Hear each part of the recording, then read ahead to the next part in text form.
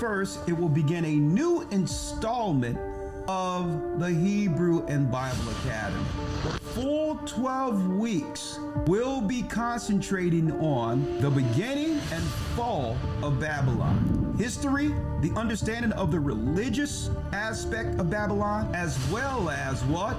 The theme from Babylon, Rome to America. In the Academy, this is what you can look forward to. New lessons, the secret war of Edom against Israelites. But one thing we've never delved into was bringing forth the history, showing all the contentions and war Edom had waged against Israelites even until our present time.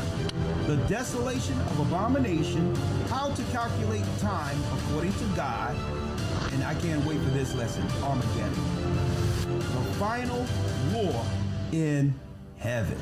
If you've never been in the Academy, you want to be in this one. June 1st, we're in open enrollment right now.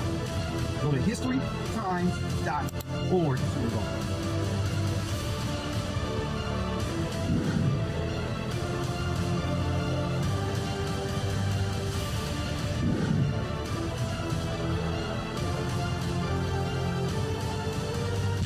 Hebrew and Bible Academy. You're invited. The Bible. Is it hard to understand?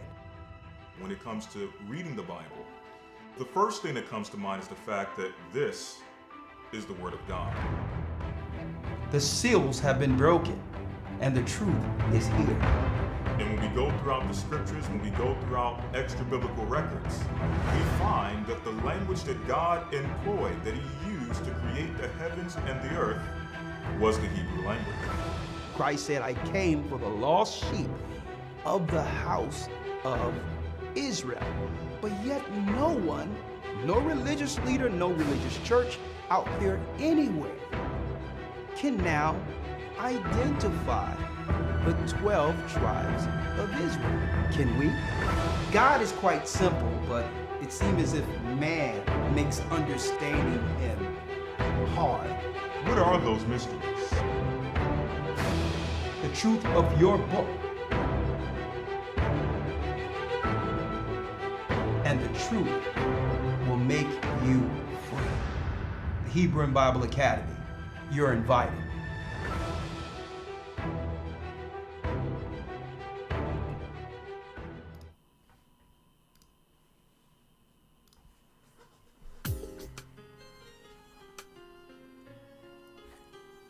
Come on in.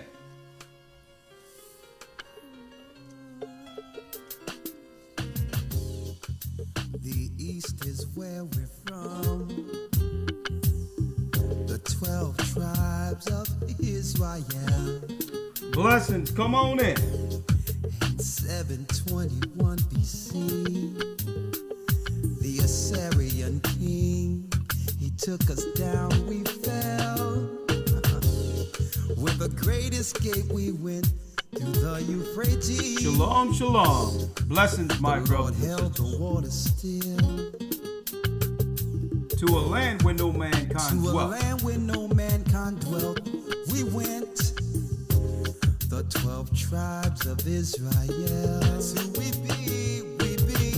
Manasseh, the Cubans, Ephraim, from Puerto Rico. Hit the like button, hit the like button. The Lord is calling back Israel. Zebulon, from Panama, Gad, the North American Indians. Simeon, the Dominicans. Our highest gathering in Israel. The Arabs and Africans told us. And a good point. Together our wives and children then sold us. In the belly of these great ships we traveled in fear. By the rivers of Babylon we found our brothers here.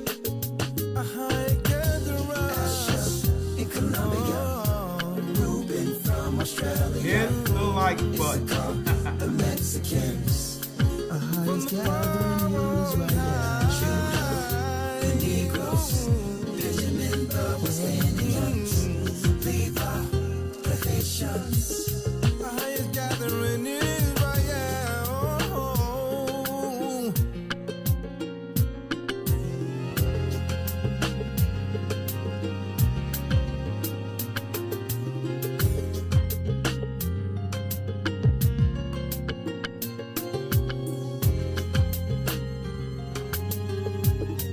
Come on, hit the like button. In Colombia, Ruben from Australia, Issachar, the Mexicans. That's who we be. That's who we be. Come on. Negroes, Benjamin, the West Indians, Levi, the Haitians, Manasseh, the Cubans, from Puerto Rico, and Valley from the Isles of Hawaii. Most High doing what? What is he doing? Calling back Israel, Babylon, from Panama, Cat, the North American Indians, Simeon, the Dominicans, our highest gathering Israel. That's right, brothers and sisters. The Most High's gather in Israel. I'm Elder Gocc of the Gathering of Christ Church here with our weekly broadcast. And guess what? You want all you know to see this particular lesson. If anyone wants to know what's going on in the earth prophetically, real time, this, brothers and sisters, is the place to be. First and foremost, I would like to say all praises be to the Most High Ahaya in the name of Yeshua Warawak. That's the Most High God. His name is Ahaya.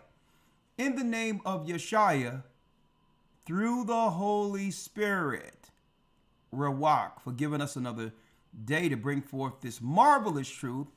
And again, we're on a shadow band, so please hit the like button. Subscribe. Let everyone know that the Gathering of Christ Church is here on this channel, A Gathering 144. Now, and of course, you see the title. We're going to jump right in. I have a lot of extra biblical sources, books that I want to actually share tonight. So I'm going to jump right into it. And of course, we have Lawyer on deck. We're going to take some phone calls. Please keep it within the parameters of the broadcast, the lesson. If you text for baptism or whatever the case is, I will give your number to the respective party to reach out to you as soon as possible. But please, let's stay within the topic. And if there's anything outside the topic, you can just text the number that's right there. 445-888-2759. And this is a way we can write it down and log it afterward and get somebody to you if you wish to get baptized or connect with the body. Because yes, you're going to need a body with what we are about to go through, especially after hearing this lesson today. Blessings, blessings. Now, our topic today, and I'll make other announcements later, but I need to jump right into this. Organized chaos and the beast. Organized chaos and the beast. Now, what's deep about this, in the midst of why I was actually going through this particular topic or this lesson for tonight, it had to have been about 3 hours ago. A brother out of nowhere texts me with information. Now, I don't know if I'm going to be able to dive into that. Information based on the same topic I was preparing for you this evening. And folks, we don't believe in coincidences, all right? So that was the Most High confirming that we really need to understand what's going on according to prophecy while there's still time to prepare, okay? To prepare. I'm going to tell you this right now. Starting with, we're going to show you what's really going down over in California. Over in California, folks. We have to understand that when they say they're building the wall, well, there's a spiritual wall that's getting built also that will protect the righteous for what the Most High will allow in the earth when they begin to just anarchy all over the place. What's going on in California is a pretext to what's about to go down. Now, I have my opinion on these so-called anarchists over in California wearing masks. These provocateurs. It seems as if they come out ever so often when there's an event. As if the same people put on masks, whether it be under a Black Lives Matter riot, no matter what the riots are, you have these malcontent organized anarchists, as if they're in place to cause more issues under the cloud of that event. And by doing so, laws are passed that will eventually take away more freedoms and bring the world under a prison planet. But we're going to break this down today. What's really going on in California, that and more, and it links right in to this particular lesson. Organized chaos and the beast. AI. Artificial intelligence. What does that have to do with the riots against the so-called illegal immigrants? See? You're going to understand that the left and right are working against the middle, who are the children of Israel. What you see over there has little to nothing to do with illegal immigration. That's just the event they're using to put the beast system, according to the Bible that prophesied that, this what we're seeing here, in place. To put the beast system in place, the Satanists need what? Through deceit, they need events to put in certain laws. Because if everything was going on as normal, the politicians couldn't push certain laws, because we would normally resist laws that mean what? Our people must suffer based on the new implementations of laws. So usually, if nothing is going on, there's no reason for us to agree with certain laws to be passed that we would normally push up against. But if there's an event under the guise of peace and safety, the government protecting you, we will allow what? We'll sacrifice some of our freedoms for safety. So they let millions of people in the country, 4 years straight, just letting people in the country to pillage and destroy the treasury and everything, right?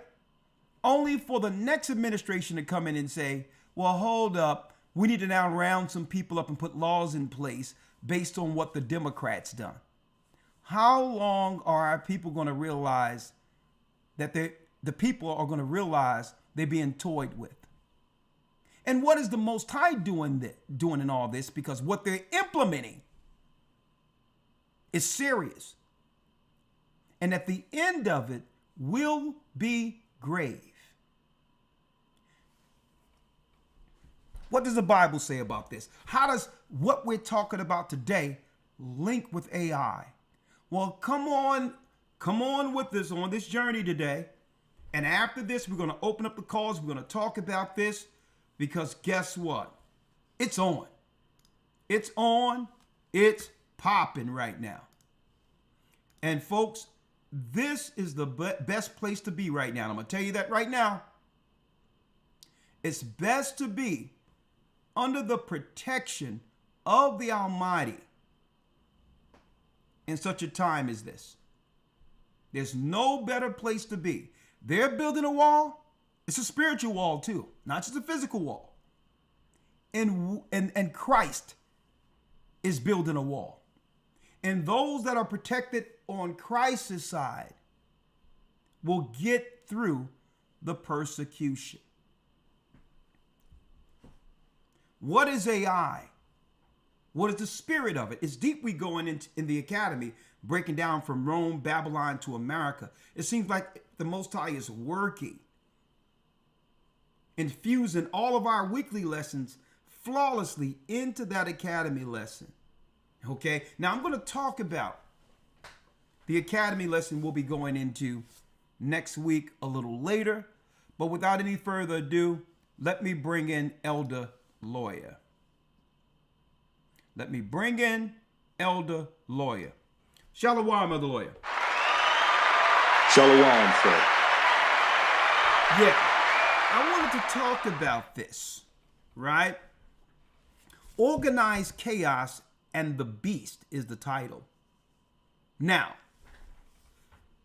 it's surreal to be going through this, seeing real time what the Most High showed us years ago, even before there was any such thing as YouTube, right? Now, Right. before I bring it up to date, 2020-25, right? What I would like to do is go on a journey real quick, way back to July 2001. Now check this out. I sent you an article. From July 2001, a few months before the World Trade Center. Before the World Trade Center so-called terrorist attack on the Twin Towers. And through that attack, they were able to bring in stringent laws throughout the world, go to war all in the Middle East, only to put the whole earth under what? Under a military state, changing all the airports throughout the earth. Not for what exactly happened back then, but for the infrastructure they were seeking to have the whole world, subjected to under the beast that the Bible speaks of in the book of Revelation. Right? Before there was any such thing as Facebook, internet, interaction, Instagram. Folks, we're going to show you what all those things were implemented for. And I'm going to tell you, folks, they implemented all of that to separate us from the Spirit of the Almighty, and to send certain messages that would separate us so there'll be no protection once they begin to come for the people. I have this thing lined up, but just for time's sake, we're going to jump right in. Going way back before September 11, 2001, I was teaching out there and talking about the digital angel. What is a digital angel? A satellite surveillance system that was put out in space to track all people. Now, we all know digital angel as satellites. But if you look at the shape of satellites, Elder Lawyer, they look like what? Artificial angels, right? Watchers out in space, taking the positions and courses of the gods that fell before the flood. They were watchers according to the Bible. So since they fell to this earth, they would need the artificial intelligence of the world to now become watchers on the outside of earth using technology. Digital angel. Folks, I spoke about this well before there was any such thing as YouTube. And I was telling people, don't fall for what they're telling you. Okay? We have to understand when there's what? State created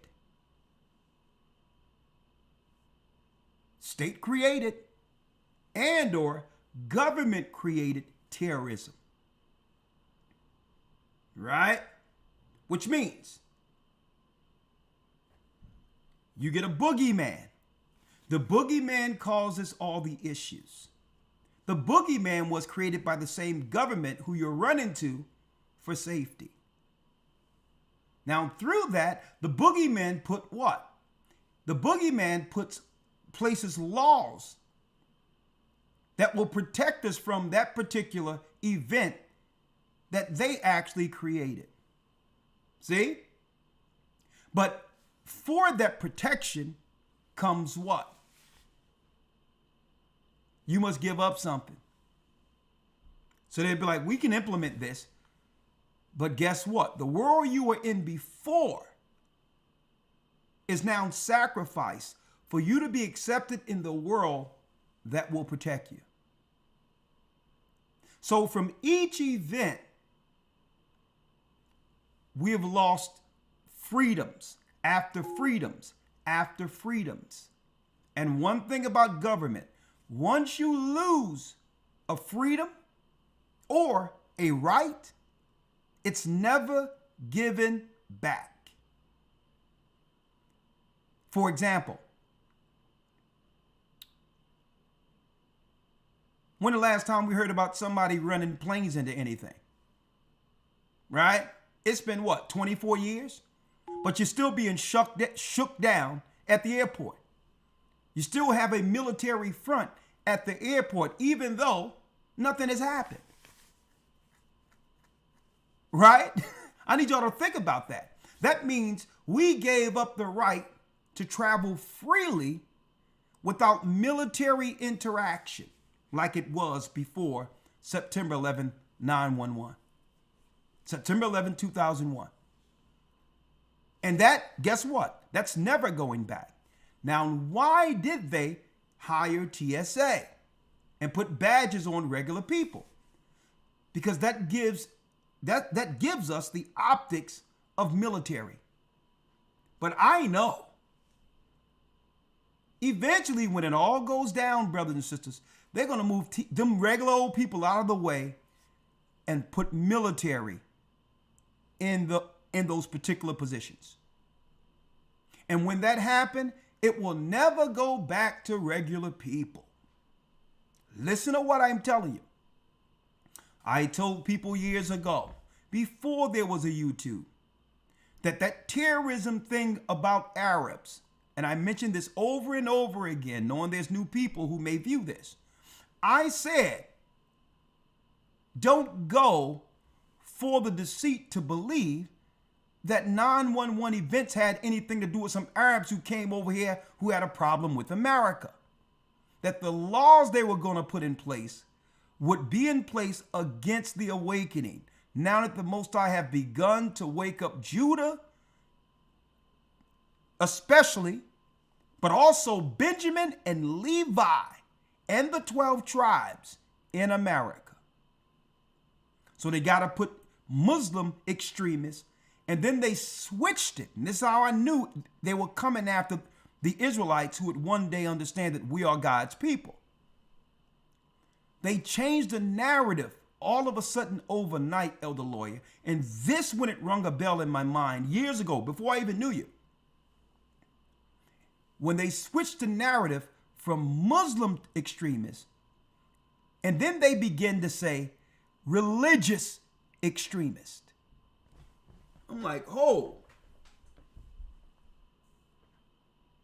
They've implemented all the security state and all that because there was Muslims. I don't hear them talking about Muslims anymore. And now the narrative from your talking heads, and you will know they all read from a script, right? The narrative from the talking heads now was what? Religious extremist. And I said, boom. Their plan is against the children of Israel. We're coming into the tail end of what? The desolation of abomination written of in Daniel. It's all about destroying us. They don't care about the Muslims. I'm going to tell you right now, Islam and the Arabs and the so-called white man Edom have always been what? Attached at the hip against us.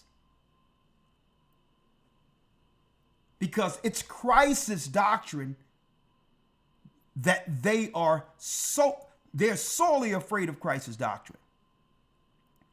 So if the synagogue of Satan, who don't believe in Christ, wants to get rid of the people who's claiming to be Israelites who are. Well, you now lock arms with who? Your brother Ishmael, who's against Christ. The enemy of my enemy is my friend. And you'll incentivize Arabs to come up into the neighborhoods where the people predominantly believe in the Bible and Christ, to start picking away at the people of Christ. Why? Because Christ is their greatest rival. Christ is who they can't overcome. So they have to allow us or teach us to readily give up our hedge in an effort to attack us. See? So when we started realizing we were Israelites and had that Bible in Christ, the synagogue of Satan, the people over there in the Middle East right now, got with their brother Ishmael and says, we have a problem. So let's play good cop, bad cop. We're going to claim that it's about you Arabs, only to allow you to come over to the country under the black and brown coalition and get all the finances that was allocated to Judah in America, so to starve them and their families out. See? Because you don't make a black and brown coalition and call Arabs minority in America when they have just attacked the capital of their financial system. So I put it all together. Years ago, the Most High allowed me to put it together. It was like I could see it and it was plain in front of me. Hold up. How the Hades you going to give the Arabs and have them become a minority in America in our neighborhoods after just telling me they have attacked the financial capital of the world in New York? Why are you putting them all up on our bumper next to us? And that's when I started to realize this is a switch and bait. It never was about the Arabs. It was about the religious extremists. And the only so-called religion from their standpoint that threatens everything and exposes their wickedness is the fact that it's now known throughout the earth that we were and are the true people of the Bible, and that threatens them. It was always about stopping the awakening of the children of Israel. And guess what? Christ told us about this. Christ told us. When he got the disciples together, he says, listen, I want you to go out and tell the people, the kingdom is at hand. Let them know that I've come for the lost sheep of the house of Israel. Let them know I'll be with them. I will awaken them. And that's the threat, because with Christ, folks, that's our hedge. They cannot attack us under Christ's power unless Christ allowed them to, and they know it. So they got some guys jumped off a camel with a fake book called the Quran to try to teach us Islam, knowing that what? Every great movement in America that defied their racism and hatred came directly out of the church for those who truly believed in Christ and the Bible. See? Now, 2001, Elder Lawyer. Let me put this in a frame so that they can see it with no issue. I sent you a link earlier before we came on, Elder Lawyer. You have it? Yes, sir. All right. Let me frame this so that they can see everything within the page. Great. And I'm going to blow this up so they can see it. Years ago, Elder, I was looking into a company called Digital Angel. Now, at this time, 2001, I began to awake more so, Elder Lawyer, and I just wanted to, I apologize because as the Spirit give me understanding of that time, I really have to shape this narrative to where my mind was at this time. 2001. Right? 2001, and don't forget, early 1991, 92, I found out that I was an Israelite in my early 20s. I fully embraced that doctrine. I mean, I'm going to tell you, Elder Lawyer, it was like that book came alive to me. And I would hold all these pages together to the point where the Most High was programming the book in my mind, where I can just recall scriptures as a young man like it was crazy. When there was any battles going on in the street, the generals would look around and say, "Ho, where's Gocc at?" Right? Because I would pull those scriptures. Because I stayed in them day and night, day and night, day and night. I couldn't let it go, especially when you first get that knowledge, that truth, right? So I grew into a man understanding the Bible to some degree going through the 2000s. Now, folks, this is what y'all probably didn't know. In the prophecies of UPK, we were told that a race war was going to happen in 1992. Didn't happen. I didn't make no big thing about it. Okay. But it was part of the prophecies that came down from the so-called heads. But I didn't make no big thing about it. No race war, okay, who cares? So that's why we were marching around in all black and all these others. But let me tell you where I was in 2001. Elder Lawyer. That's 1 year released, 1 year past the prophecy of when all the heads, don't forget, all of them were there, Nate, Johanna, all of them. Nate and Tahar was over in New York. Johanna would come back and forth with my brother Dawada, Railbarn, and Haradapia in Philadelphia. It was 1 year past 2001. The prophecy, the big prophecy. Because we were told in 2000, when I first came in, 1991 into 92, that Christ would be back in a UFO in the chariots by the year 2000. Okay? Now, why am I putting this out there? Because I know how exciting this truth can be for those who are newly awakened. Right?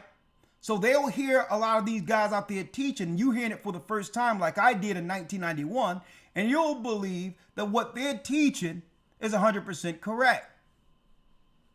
Now, hold up now. Us being in the Israelites, that part is correct. The Europeans being Edomites, that part is correct. Okay? But the doctrine of Christ and the doctrine and the history of this Bible concerning prophecy, totally incorrect, those guys. 100%. See, I was there. The year 2000. See?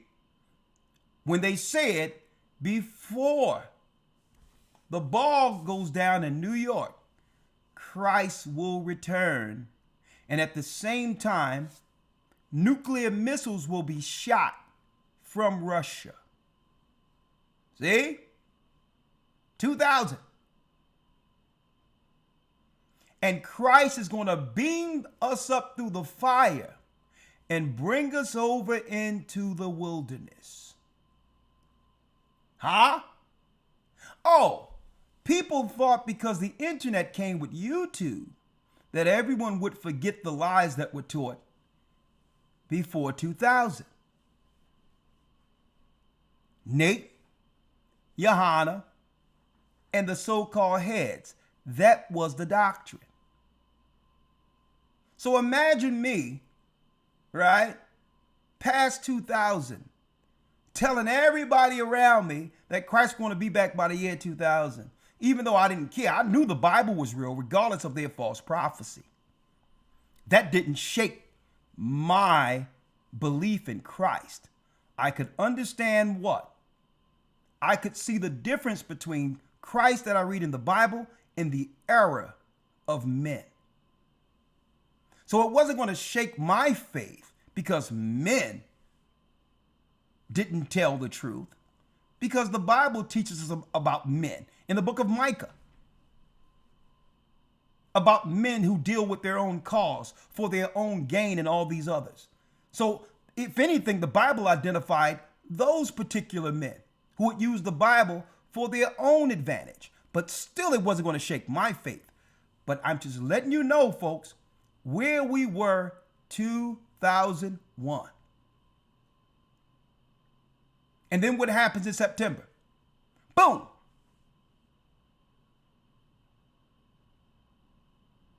All at once, we're all looking at our TVs in our respective homes, seeing what appears to be planes hitting the Twin Towers a year later. Now, after all that went down, folks, I said what? Hold up.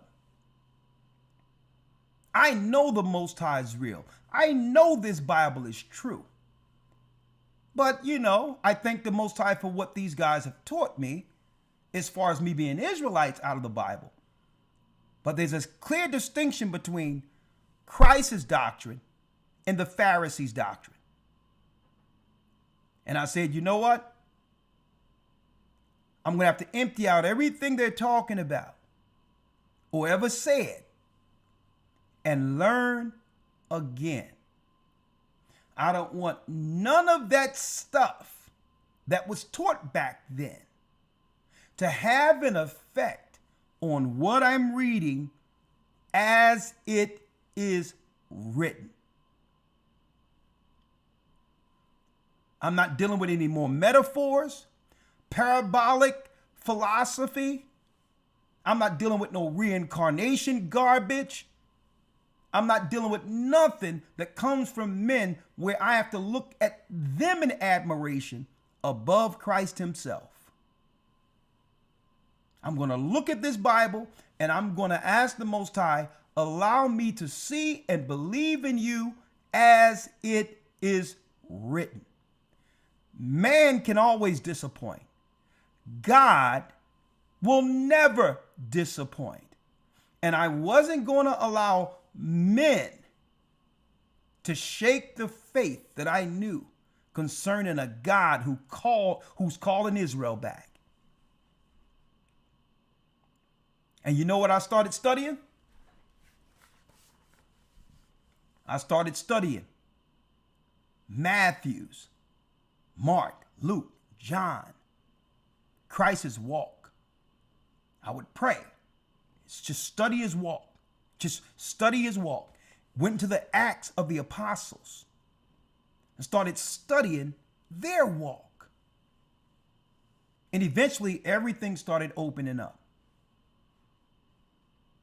That the law was our schoolmaster to bring us to Christ. There's another level here. There's another level that Christ wanted us to see. And we're not going to get caught up into believing that the doctrine of this Bible have been minimized to pointing out the white man as the devil, and that's the all to end all, that the white man bad, Israelite good. Childish doctrine. When the sweet spirit of the Almighty is manifold in wisdom. See? So I went to the book of Revelation, and it was clear as day that it was talking about the technology that would come into the earth. And I started studying digital angel. Enoch came into play. And I'm like, oh my goodness, the fallen angels. The satellites are the artificial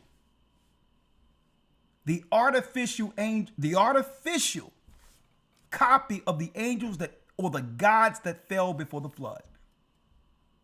that NASA and all these technological companies are truly a part of a priesthood. They are a part of a religion in reverence to the gods.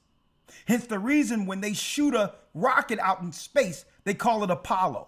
You notice everything they do, they mimic, they call it after a god they secretly serve. I'm like, oh, this is nothing like they've made us to believe. These governments are a part of religion. They worship the fallen gods. And it's the fallen gods who are giving them information. Technology. And I said, oh my goodness, it's coming around full circle. They're lying. They're lying about September 11, 2001 in that narrative about Arabs. Folks, they're going to come after the Israelites at the end. That's the narrative in the Bible. And now that our people has awakened, Satan is going to take all of his so-called gifts and blessings he have given our people in order to satisfy us or pacify us and say, listen, if you don't want to bow to me, then I'm going to leave you with nothing. You're going to have to make an allegiance to the world I've created. And I'm going to have the bank systems and everything digital to where you're going to have to capitulate. And if your God don't save you, you won't be saved. Man, I'm sitting there dancing around looking at the book of Revelation. I'm like, oh, this is cold-blooded here. We were taught back then, even though they did the best they could, okay? We were told back then that the mark of the beast is when you think or when your hand and mind is used for Esau. Whether you be a cop or whether you be in the military or whatever and you working for Esau, that's the mark of the beast. And when I read that Bible, as it is written, without what?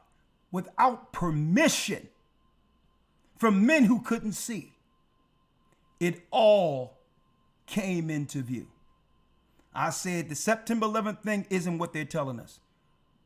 They're putting an infrastructure in place, knowing that the Hebrews are waking up. And they're going to put a system in place to track us from the sky. Digital angel, the watchers. Huh?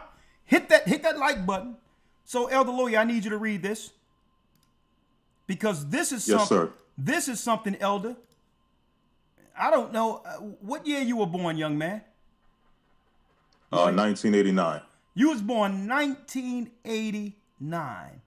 So you had to have been what? 10 or 11 around this time? Yeah, I was still in middle school. So yeah, you're talking about 10, 11, 12. Look at this, young man. I was reading this right after Christ didn't come back in 2000. And you know, a lot of them would like to hide this information from the newbies who's following them. The only thing they did was resuscitate a dead doctrine that was already destroyed at the year 2000. YouTube and the internet allow them to revive it so that they can deliver this false doctrine that was proven to be false to those later who had no idea concerning what they were teaching back then.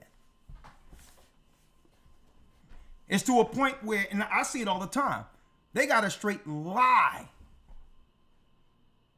about me because they know I know it all. So they just lie to you. Oh yeah, oh no, I heard recall, man. Elder Lawyer, you wouldn't make this up. Here's a new one too. Man, I heard recall, man. I heard he was on crack. They put that out there. Man, let me tell you, when you gotta make stuff up like that to deter people away who they know once respected me based on my works, when you got to put out stuff like that, you've already lost. Oh yeah, I know. And the young boys looking at him like, yeah, oh yeah, man, recall, man, we dragged him out of a crack house. Wow. But you know what? I understand why they would do it. I don't agree with it. You can't tell them the truth. And you don't want them asking questions. All right? Right? And guess what? Just say hypothetically, even though none of that never happened. Just say everything they're lying about me is true. Wouldn't that make the work of the Most High magnified to the point where he's more worthy to be praised, even though he's the highest praise? Wouldn't that make the God we serve a greater God if he can pull me from that to allow a work, that's now spread throughout the earth and have saved so many people? Wouldn't we even give greater glory and praise to the Almighty if that was so? Mm-hmm. Right? I mean, then I would have another testimony for brothers who were struggling with that. And say, right. I would use that as a testimony. But they have to lie. Right? I was reading stuff like this, breaking down in Revelation. 2001, let's read it. Yes, sir. A NASDAQ. Digital angel implant technology designed to thwart the evil spirits. Come on. A NASDAQ-listed company which claims its microchip can help find children who have been kidnapped has been attacked as being an agent of evil. A prominent U.S. religious group has said the new technology is a prophecy of the coming of the devil, calling it the mark of the beast. Known as a digital angel, the microchip works in conjunction with GPS, military satellites positioned around the globe, and testing begins next month in Palm Beach, Florida. They was just testing the RFID chip, the digital angel, back then. See, they were just testing it, and they were trying to sell it to the people claiming what? Hey, it'll help you find your kids, when these are the same pedos that are behind kidnapping kids. Look what we seeing now about the Epstein files. You think they care about the Epstein files they're hiding? You think they care about children? They could possibly be the reason your children are missing. Right? Come on. If successful, its maker, Applied Digital Solutions, will start implanting them inside humans between the muscle and the skin on the forearm next year. Each early shipment start in October for a $300 watch with the chip inside and comes with a thing like a beeper which clips on your belt and holds the technology linked to the GPS. The angel pinpoints your whereabouts so that you could even be found in a cave in South America. Bioprobes on the back of the watch also relay medical information over the internet so specialists can monitor your physical and mental health. There go your health care. They were talking about that back then.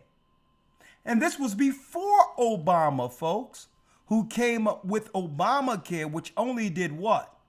Allow all of your health history to be placed in one database.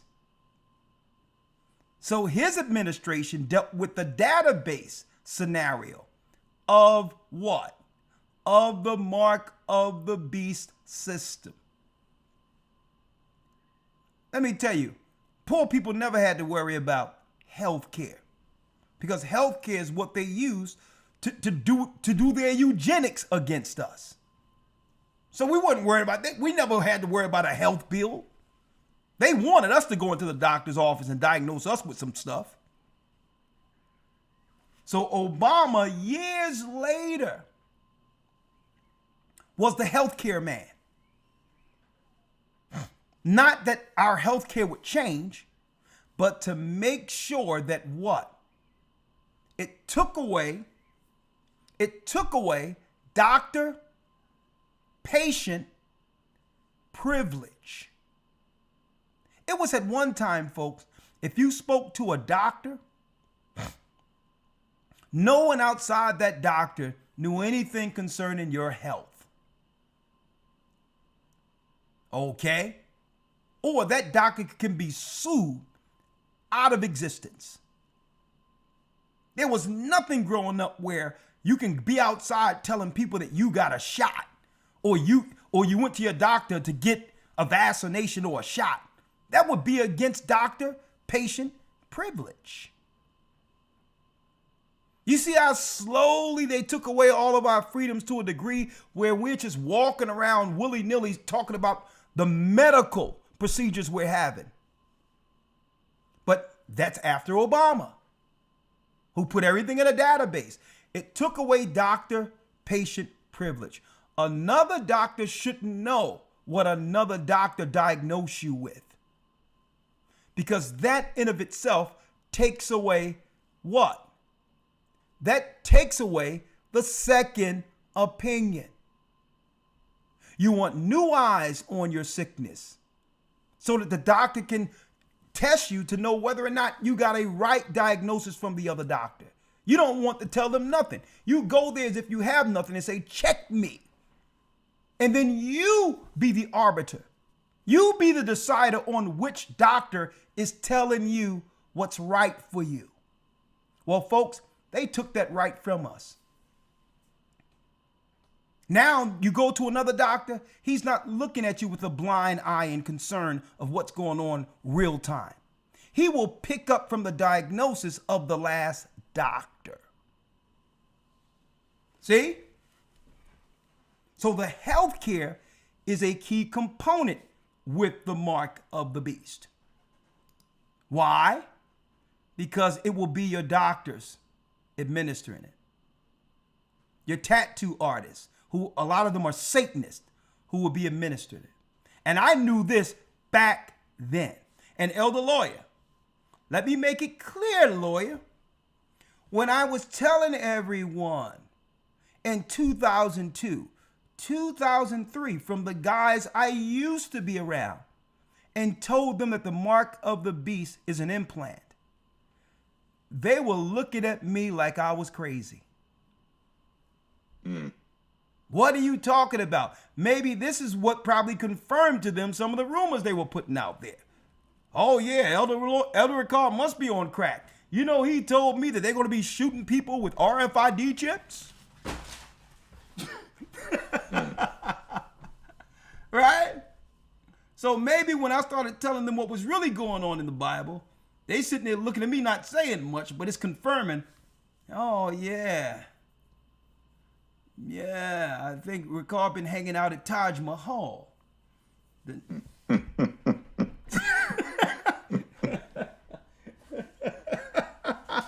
Right? Right. So here it is. Ricard must, Taj Mahal, New Jack City, ain't it? Right? So anyway, was that New Jack City or was that the one with Samuel Jackson? I forget which one it was, but anyway. No, that's New Jack City. New Jack City? Okay. Yes, sir. So maybe when I started telling them about the RFID chip, that was confirming some of the rumors. So I can't hold that against them fully, because I was coming from left field with some technology none of them knew about, right? But I knew it was real, right? So, you know, I don't mind laughing with them, right? So let's go. But this is what I was going into, right? It says early shipments. Let's start there. Yes, sir. Early shipments start in October for a $300 watch with the chip inside, and comes with a thing like a beeper which clips on your belt and holds the technology linked to the GPS. That's how old this information is, Elder Lawyer. It's talking about beepers was the technology when I was growing up. Right. If you had a beeper, you had it going on, right? You had that thing, you know, it's like a whole CB. They made them little too. But here it is.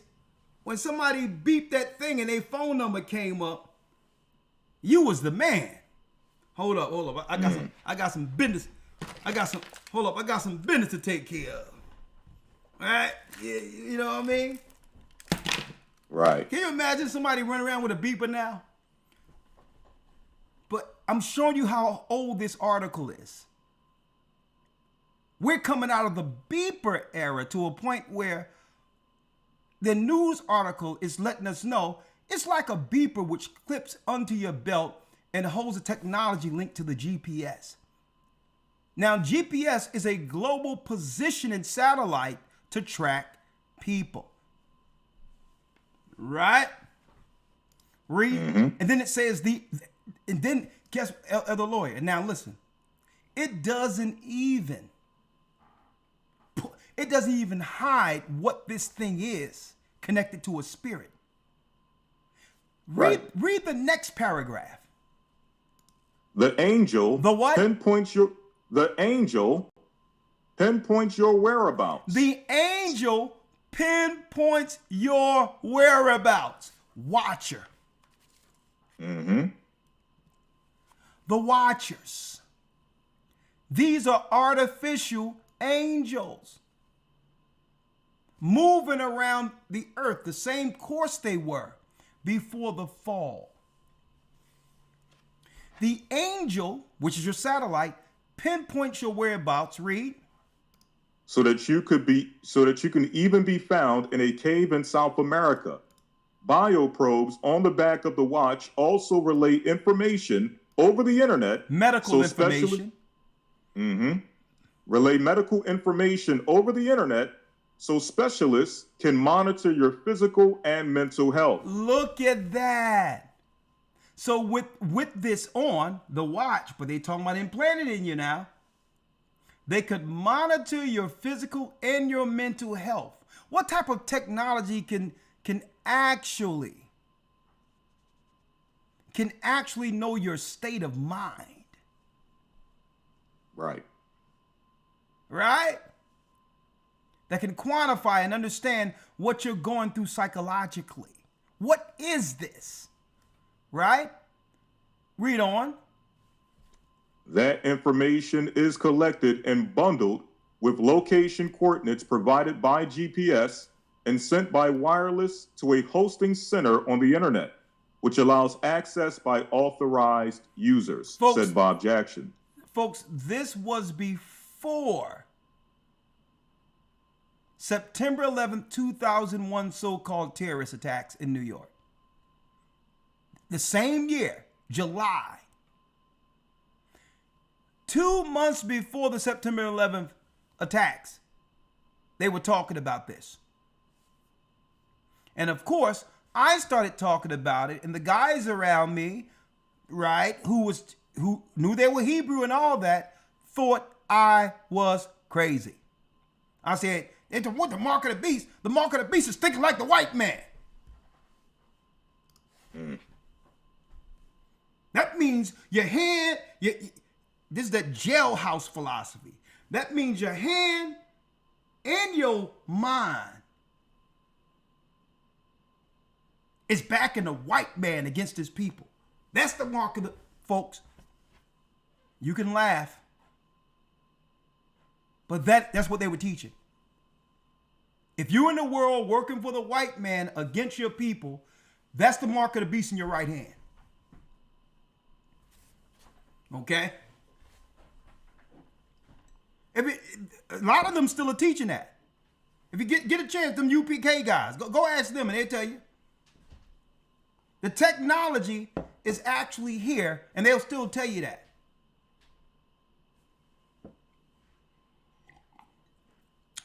Boy, the Lord saved me out of that mess. Right? Let's go. Yes, sir. In kidnappings for ransom, the child is sometimes not returned alive. With Digital Angel, we can tell if the child is still alive while the parents are organizing the ransom, said Jackson. Man, they done figured this all the way out. This sounds like a Taken movie. Right? At least with Digital Angel, if you shoot your child like a pet with an RFID chip, we can monitor your child and let you know whether your child is alive if it's kidnapped. Instilling fear in the people to get the RFID chip in people. And this was back then. Right? Read on.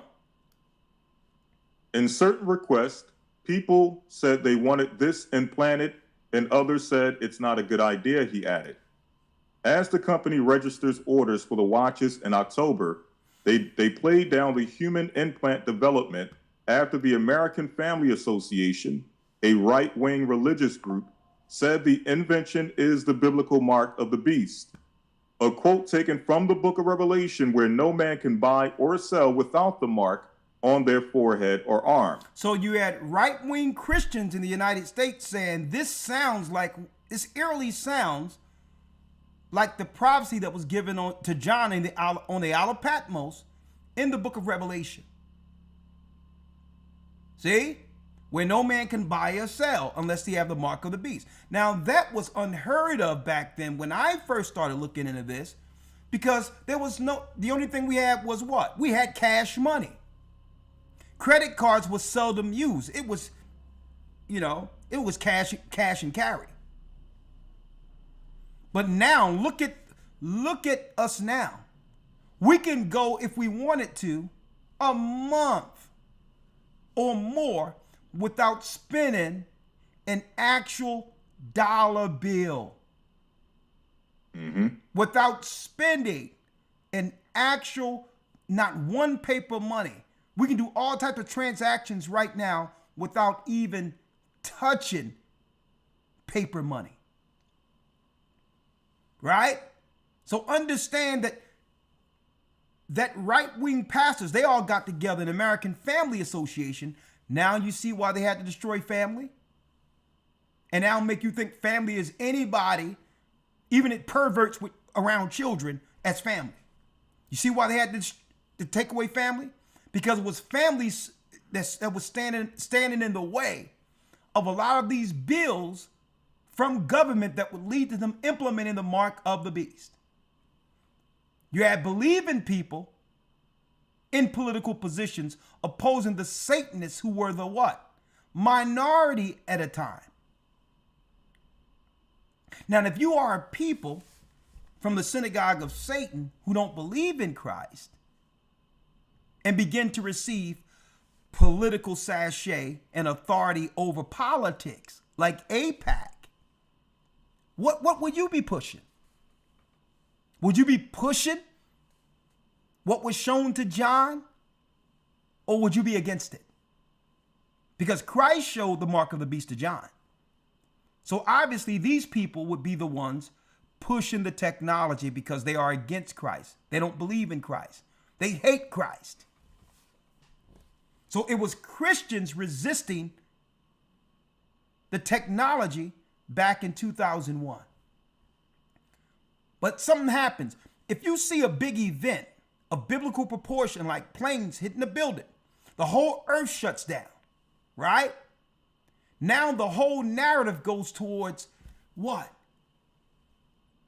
We need the government to protect us from the outside terrorists.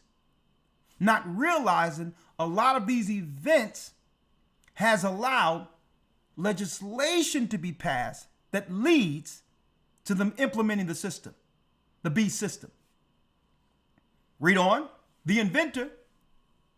Yes, sir. The inventor of the chip, Peter Zhu, chief scientist for development of the implant, said, there are different interpretations of the Bible. Anything to improve the quality of life is from God. Okay, so now here's the Jedi mind trick Satanists use. Instead of addressing the concern that the people had who claimed that this might be the mark of the beast, instead of addressing what their concerns were, they just went into many interpretations. Right? And that's a straight cop-out, because my question would have been to this demon, Peter Zoo, well, what is your interpretation of it? Right. If there's many, give me yours. Because the Bible, when Peter says, no prophecy of the scripture is of any private interpretation. That means the scriptures only mean what it was when the men wrote it down who were inspired by God. The Most High didn't send dual meetings through its prophets and teachers.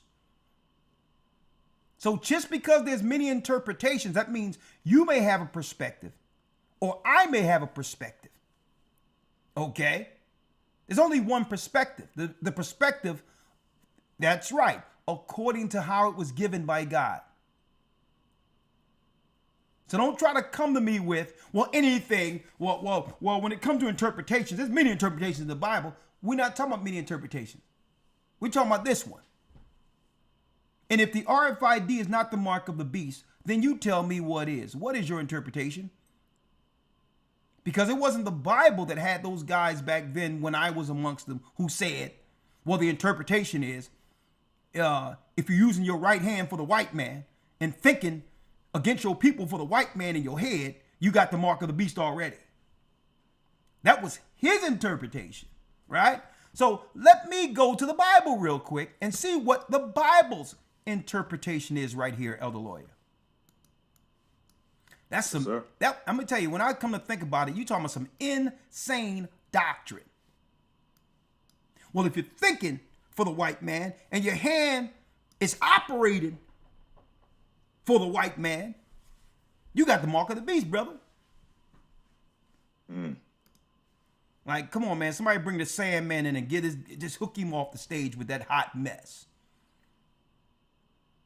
Let's go into the Bible and look into the Greek and see what the mark of the beast is. When you go into Revelation 13, and let's go straight to it, and we're going to jump back to it in a minute. Yes, sir. When you go down to Revelation 13, right? And we go straight to 16 concerning the function of that mark, right? Let's read the 16th verse. Read it. Revelation 13 and 16. And he causeth all, both small and great, rich and poor, free and bond, to receive a mark in their right hand or in their forehead. So he calls of both small and great. So it doesn't matter your status. Rich or poor. You can be homeless, or let's just use Donald Trump being a billionaire as an example. Free, whether you're walking around freely, or bond, in jail. To receive a mark where? In their right hand or in their forehead. So let's break it down. Let's edify. So let's go back to 13. And when you see here, it says what? Right here. And it says no matter who you are, you can be homeless on the street, they're going to need to track you.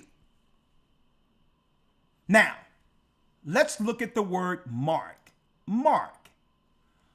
Charagma in the Greek was shown to who? John on the Isle of Patmos. Same as the Greek 5482. 5482. Listen to this, folks. Charax. To sharpen to a point. Folks, that's a syringe. See, John was seeing visions of the future. That's an syringe. Something with a point to it.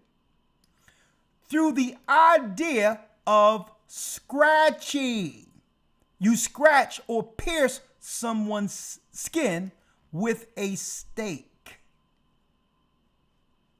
Now check this out. And we're going into this. And there's also a component connected to Satan that will what? Initiate you into an army against those who believe in Christ. A palisade or rampart, a military mound for circumvallation in a siege. So these people are going to be led into a siege against God's people at the end through mind control. That's why they want your health, your physical health, and your mental health connected to the beast. See? And there was a test run only a few years ago for what they're going to do in the future. Stick with me now. A mark. What is a mark? Charagma, a scratch. An etching, that is a stamp as a badge of servitude. See? Now, look at this. So you'll have that. This is what John seen. And this is, let me know, it can't be how you're thinking and what you're doing with your hand. Well, I'm going to tell you right now, if you swear an oath to the military and go out and fight for the white man, you got the mark in your right hand and your head is twisted. Man, I don't know what these guys were thinking about. It was in the Greek. So you can't have another interpretation outside of something etching or scratching the skin, like we've just read in that article. And it is attached to what? The bank systems. We're going to talk about that in a moment. And that no man, what, Elder Lawyer? And that no man might buy or sell, save he that had the mark, or the name of the beast, or the number of his name. And the test run happened not too long ago, when they was having everyone stand what? 6 feet apart. The number of his name. Let's read the 18th verse, Elder. Here is wisdom. Let him that hath understanding count the number of the beast, for it is the number of a man, and his number is 666. So the test run was during COVID, when you were standing at the market in any place 6 feet apart in a line.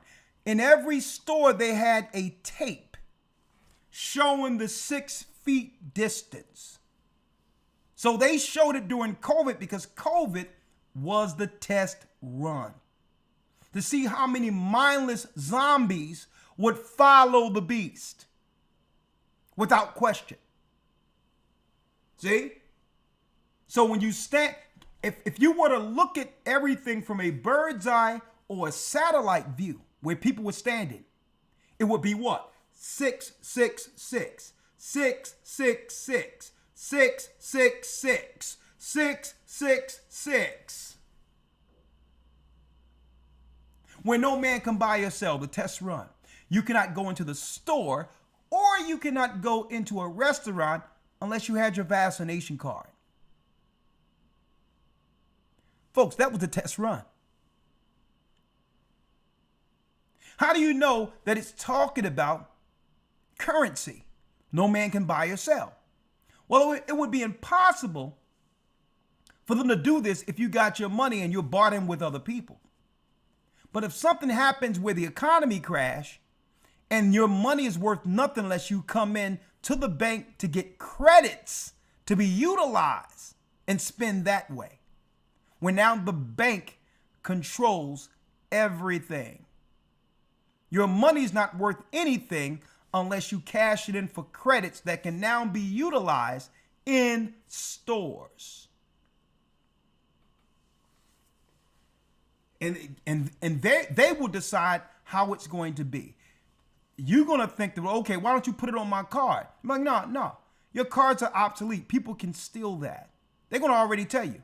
We've already transferred all of your money into your chip. Your cards are canceled. And don't think they can't do that. How many times you swipe a card wrong or you put in your wrong PIN and you go to use it and it doesn't work? So now you got to call the bank or they'll text your phone to confirm that that was you who was using the card. And guess what? You can't even take out your own money until you check with them to release your card. Huh? And they did the test system initially with the poor through the EBT, SNAP, welfare and food stamp system. That's where the beta test was when we were coming up. Because they used to give our mothers and our families cash money and a food stamp booklet. I don't know if I'm showing my age right now. But then they switched it to where they were putting your food and your cash on one card. Well, the next stage, now that they're taking away jobs, is they're going to say you must go to your doctor's office or go to a place, your DMV, in order to get access to your money. So they're not going to take your money. They're not going to take it. Your money's still going to be there. But you're going to have to get the mark of the beast to get access to it. Huh? Let's read that again, Elder. Read that last piece. 16. Yes, sir. Revelation 13:16. And he causeth all, both small and great, rich and poor, free and bond, to receive a mark in their right hand or in their foreheads. That what? And that no man might buy or sell save he that had the mark, or the name of the beast, or the number of his name. Now, when you check it out and go back to what I read years ago, letting you know that all this terrorist stuff was a bunch of bunk, that was really them doing events to lead into the mark of the beast system. When you go here, digital angel implant, and this article came out, brothers and sisters, in 2001, 2 months before the World Trade Center so-called attack, where they were talking about testing the RFID chip. And at the same time, Elder, I was reading this, folks, I was studying this in the book of Revelation. And I'm like, listen, this is what we need to be on right here. This is explaining what's going on politically in the earth, leading to the Antichrist system that will engulf the world. And that system is against the awakening of Israelites. The same way Nero did a false flag and burned the markets during the time in Rome that led to them coming against the black Israelites as Christians in 70 AD. The same thing. It was Nero who burned those markets and sat there and fiddled while what? While Rome burned. And everyone knew that Nero was behind that. Only for them to blame our people in Jerusalem, which led to them sieging us and taking us down through a desolation in 70 AD. That's how we ran into Africa and these other places and ended up in America. So the false flag game is real with Esau. So whenever they put out an event, understand, don't look the way they're telling you to look. Understand the overall plan is the siege against the children of Israel who has now awakened. And that leads us, Elder. Man, we thick up in here, 2,000 already. All praises. Hit that like button. I got to give y'all a round of applause on that.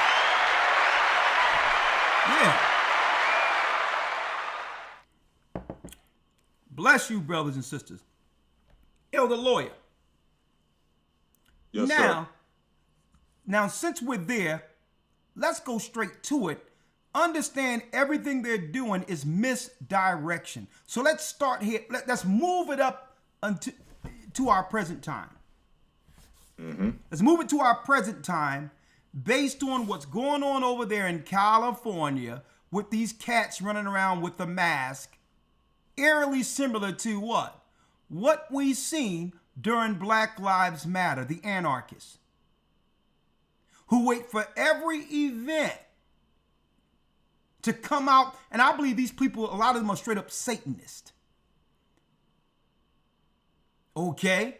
Who are mercenaries who's used for every event. And how would you know? They usually come out with masks on.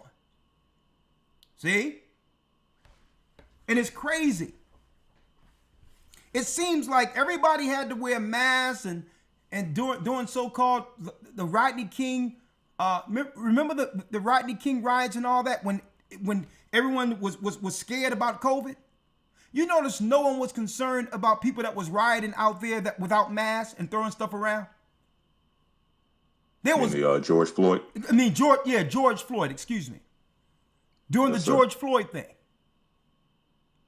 You notice that was the same time during COVID that CNN, none of them was concerned about COVID when they was out there as anarchists throwing stuff. And then our people out there were saying, well, this is weird because we weren't the ones actually throwing Molotov cocktails and all that.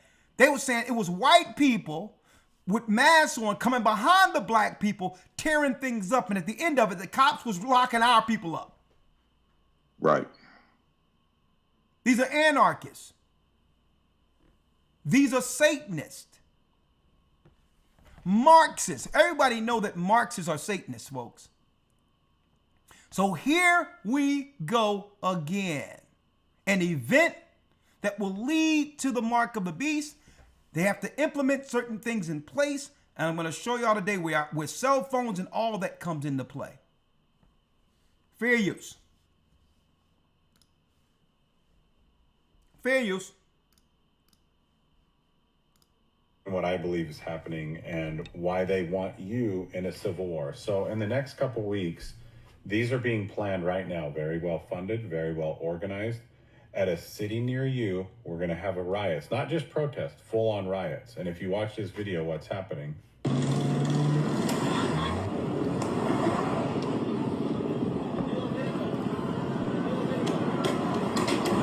Why aren't the police doing anything? Why aren't they stopping and arresting these people? Well, most of these agencies where these riots are happening are liberal-led agencies. They are, in my belief, telling them to stand down. Why? Why are they dropping off bricks? Everywhere across America, they're dropping off these pallets of bricks. Why? Same thing they did during the Black Lives Matter thing on the George Floyd. Why are they dropping off bricks? Who's dropping off bricks?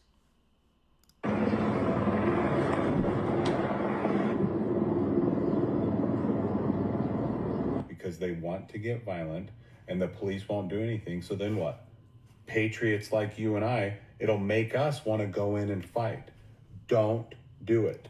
I told y'all even during the George Floyd garbage, our people are not to go out there. Don't let them trigger you. Folks, y'all need to go back to a lot of our videos, even before George Floyd and all that. And I was telling you that Esau uses what? He uses deceit. These events are to draw us in, with us being the target. Now our people we done grew some sense already because we're not going out there for this. We starting to see the game with this immigration thing. So don't try to make this a big deal after you had 4 years letting these people into the country, and it was Democrats and Republicans letting them into the country for 4 years. So don't try to come as if, oh my God, we do something about these immigrants. No. Under the cloud of immigration and illegals, you need to look at the laws they are about to put in place leading to the mark of the beast. It is a trap.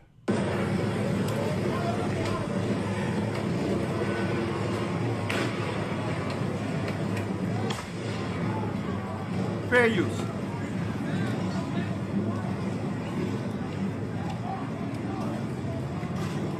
They're trying to suck us in. So Yeah, folks, do y'all see this?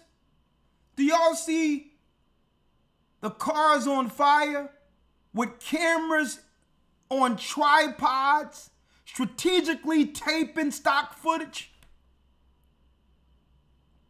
that for the Associated Press and others? Who's going to have a tripod, Elder Lawyer, in the midst of cars blowing up, strategically next to a car? Wouldn't you fear the fire jumping on you if something really blew up? Let me play this all the way. happening and why they want you in a civil war. So in the next couple weeks, these are being planned right now, very well funded, very well organized. At a city near you, we're going to have a riot. It's not just protest, full-on riots. And if you watch this video, what's happening?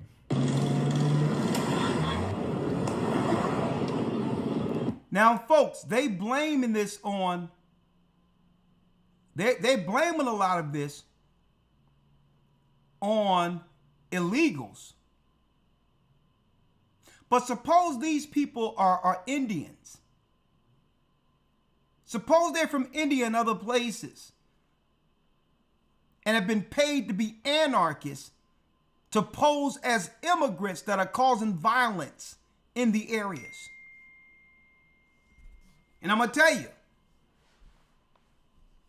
they did the same thing in Tiananmen Square over in Egypt. I remember back then. I was teaching all in that region over there. And I'm talking about, I was in England when that went down in Tiananmen Square.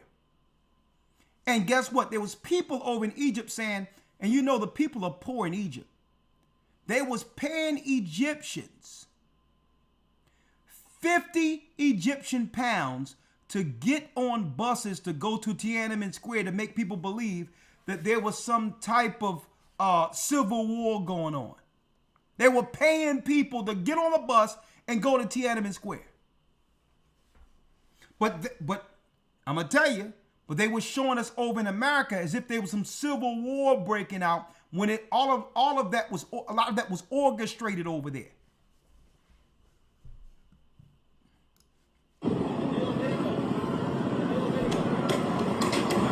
Why aren't the police doing anything?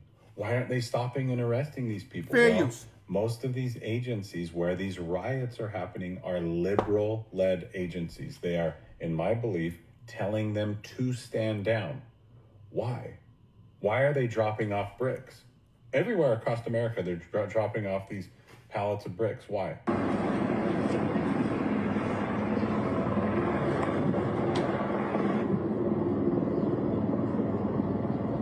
Because they want to get violent and the police won't do anything. So then what?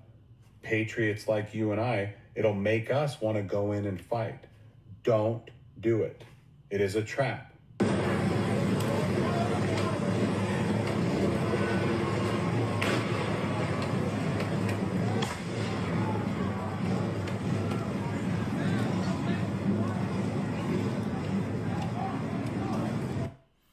What is this tripod doing here?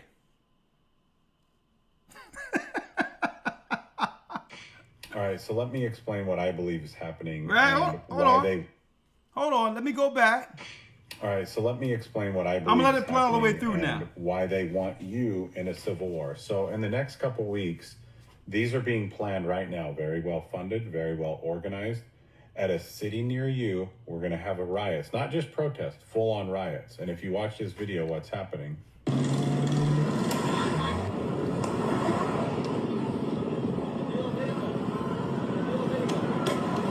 So they paying. Why aren't the police doing anything? So they paying these Babylonians. These are probably East Indians.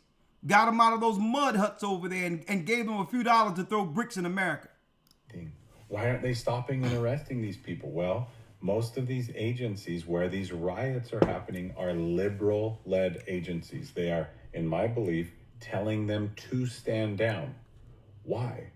Why are they dropping off bricks? And somebody say there's a few Judah out there also. You'll find a few simple-mindedness out there, but Who knows? These could be children that were raised, that were adopted, folks, by these crazed liberals from Africa. They were going to Africa. And remember there was a whole epidemic of these crazed white satanic liberals going into Africa adopting children? Well, this can be a lot of their children out there with this mess. They done freaked out. So just because you see black people, don't think it's us. They got a lot of these orphans that they have messed up and made them into mercenaries to push their political agendas. And by doing so, if you see black people doing it, automatically they'll blame what's going on our people. Everywhere across America, they're dropping off these pallets of bricks. Why?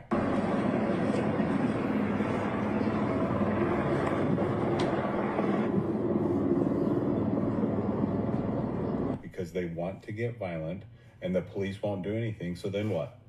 Patriots like you and I, it'll make us want to go in and fight. Don't do it. It is a trap.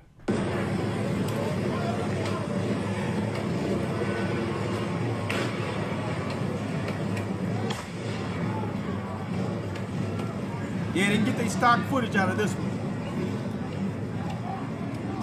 Now, if you're overseas, you'll think that America's on fire if you see this from overseas. Go, and then we're going marching right into their trap for the civil war that they want. So what's the answer as hell breaks loose and violence ensues throughout these cities? Are we going to go save their cities? They're already gone. So get a food storage, get right with God, get out of major cities when it starts getting bad. Do not fight with these people. That's exactly what they want. It's a trap. It's a trap. It's a trap. I promise you. He's right on. Going to the next one, Elder. Listen to this. Out of nowhere now, let me show you. Out of nowhere, this Lori Loomer stated that it's time for Trump to deploy Palantir Tech to Los Angeles to deal with the illegals. Now, this Jewish woman says, this Lori Loomer, it's time to deploy at Palantir Tech to Los Angeles to deal with the illegals. So what is they implementing here? What is Palantir Tech? And then she says, well, you know you would love to see it. You're lying if you say you wouldn't. Remember I told you about these events lead to them implementing the mark of the beast infrastructure and technology? Listen to this, fair use. That this master database won't be weaponized against you. And to be perfectly honest, history tells us that the likelihood is pretty high that it will be used against you one day. So to quote RFK Jr., 1, any power that the government takes from the people, it will never return voluntarily. 2, every power that the government takes, fair use, it will ultimately be abused to the maximum extent possible. 3, nobody ever complied their way out of totalitarianism. The only thing we can do is resist. Be careful out there, people. So what is it talking about there, Elder Lawyer? They're seeking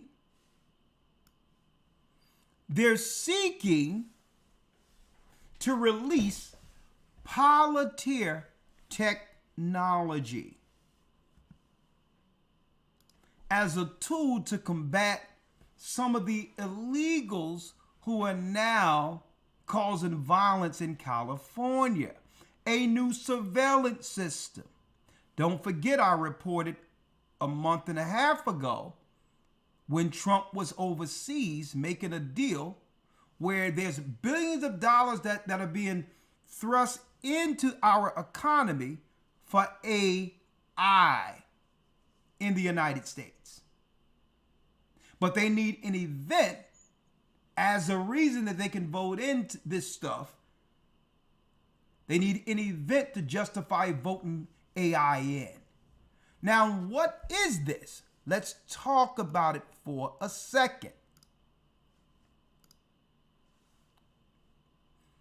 Folks, and this was from May 30th right here. Let me read it. Trump taps Palantir to create master database on every American. Now, hold up. I thought Palantir, according to Loomer,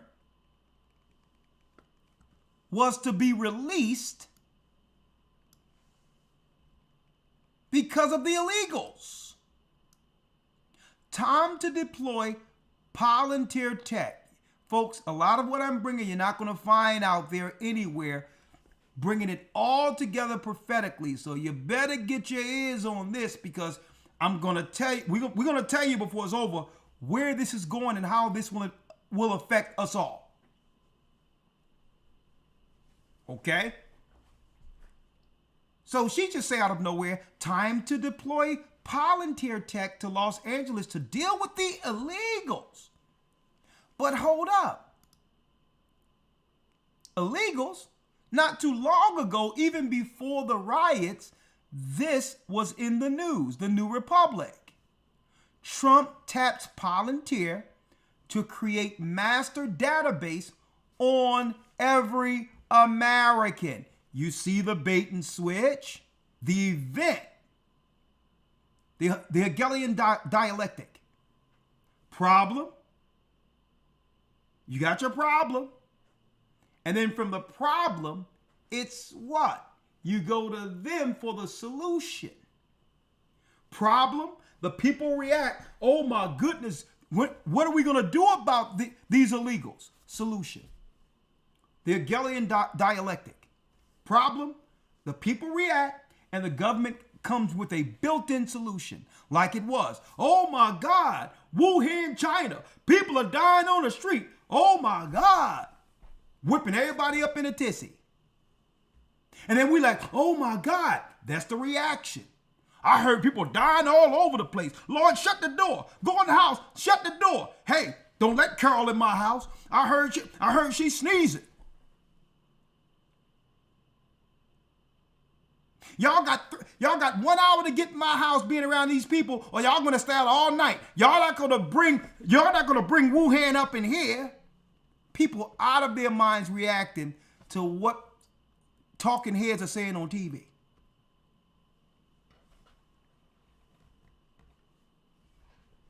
Then you had people smelling their own breath. Hold up, cause I don't think I can smell. I can't taste anything. Then you go up and I can't taste. So I think something is going on here. And next thing you know, here it is. You in a body bag. When you should have got yourself some Haagen-Dazs ice cream, looked at TV and went to sleep and turned off the news. You'd have been fine.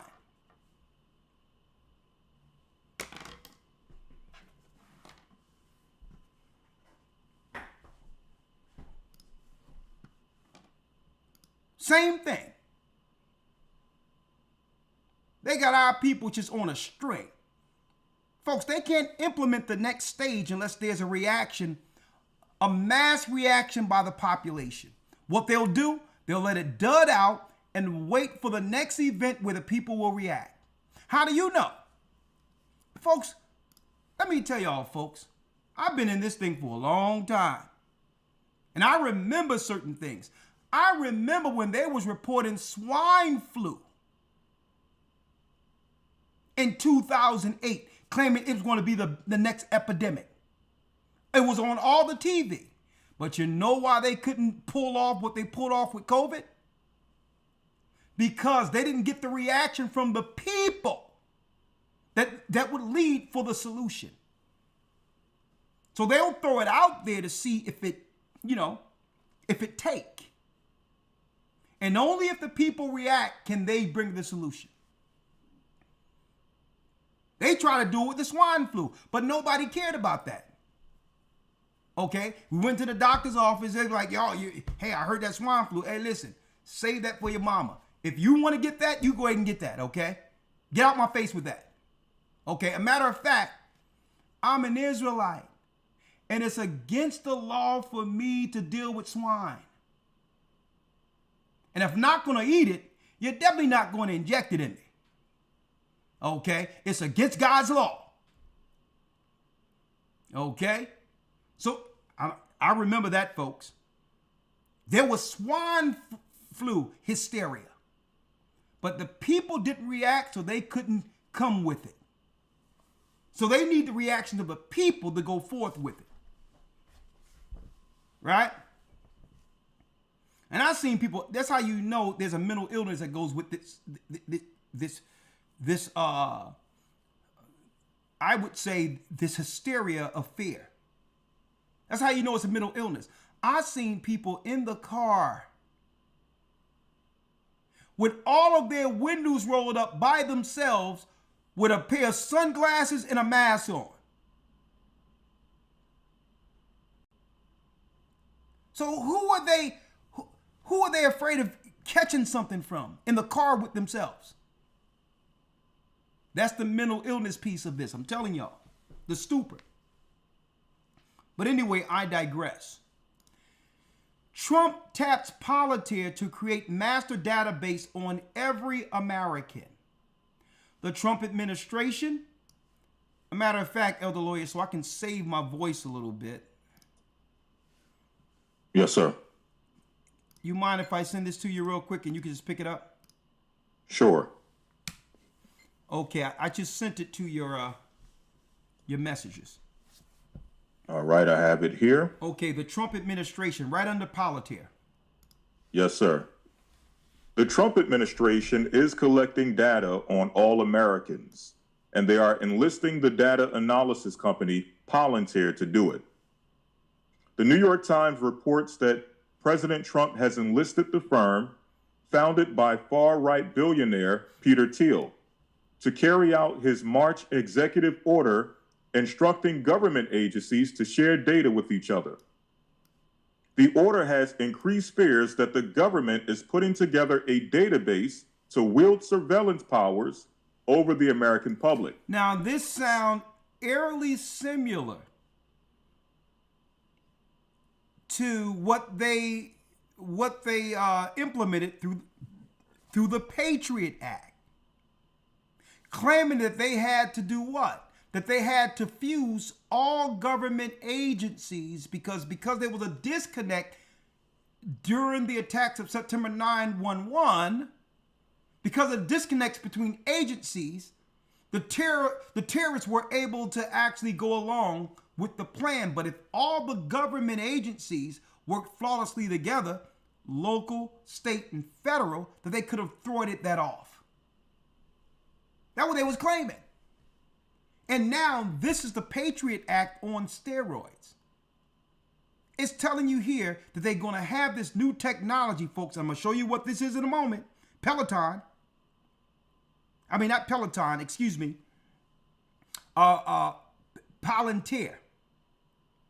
Palantir. The government is putting together a database to wield surveillance powers over the American public. Or surveillance leading back to Digital Angel, the Watchers. Come on. Since then, the administration has been very quiet about these efforts, increasing suspicion. Meanwhile, Palantir has taken more than $113 million in government spending since Trump took office, from both existing contracts and new ones with the Department of Defense and Homeland Security. That number is expected to grow, especially given that the firm just won a new $795 million contract with the DOD, or Department of Defense, last week. So that kills the idea that Trump is in position to save when it comes to the spending, the necessary spending in government. Right. Right? Remember Doge is about America first, and Doge is because the Democrats was dealing with wasteless spending. Well, what is this?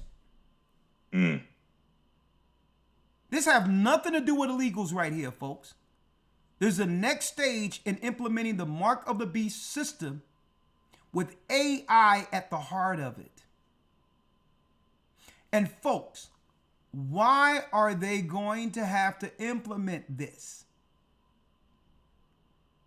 Keep in mind, folks, when the people realize there is no jobs and no new jobs are going to open up, when they start to realize that we've been sold down the river, there will be total mutiny and chaos in the streets. They've already began to do what? Make food deserts in all the areas our people live. Walmart in certain areas, massively shutting down. Certain supermarkets shutting down. And y'all don't even see this. This is what happened in 70 AD when they put a trench around our cities and made it where what? In Masada, made it where we could not go down to get any food, and they made a trench where we couldn't draw any water. And if we try to go down to get any substance for our family, the Roman military was picking us off, our men, women, and children, during the time of 70 AD. So they pulling out all the stores claiming, well, there's thievery going on. Of course there's thievery going on. When you got nut job liberals making laws and telling people that you can go steal something up to $900 and don't have to worry about, being prosecuted for it. Can you imagine telling a poor person who's suffering in the ghetto that they can go somewhere and take something for $900 and don't have to worry about going to jail? It was the nut job liberals who put that in our heads. And then once we started taking, they were urging us to go do it. Then we go do it to feed our families. Now they come around and say, you know what? Because we can't sustain these stores, we're shutting them down. Because too many people steal it. You got to watch how they be working. Just because they putting the bait out there doesn't mean we have to take it. I told people about those PPP loans, that it was a trap when it was happening. Folks, you know how many people was calling me talking about, hey man, money's just raining over here. Man, you get your PPP? I got a cat around the corner that's hooking everybody up. I'm like, listen, get off my phone. Okay, I don't care about the cat you talking about. Elder lawyer, these cats are getting PPP loans and knowing that these cats were on Social Security. You're getting a Social Security check under $1,000 a month, talking about you got a business for a PPP loan. I'm like, man, if you don't get off my phone, talking about Rick, right? Talking about June, man. It's just raining right now, man. It's killing right now. They just giving it away. We don't got to worry about it. I'm like, listen, nothing in this world that Esau give you is for free. They're going to circle back. They're going to circle back around and require something of you. You better not do that. And I was telling people, now they're circling back around now. And I told them, you can't be doing this stuff. Esau set traps for you. The cunning hunter. He knew exactly what our people were going to do if they were told they can give their Social Security, your Social Security number to a cat that was just peddling fake gold around the corner yesterday. He was selling brass around the corner yesterday, and now he can give you some PP loan hookups. I'm gonna tell y'all, man. And now they're circling back around, locking people up. Federal cases on people now.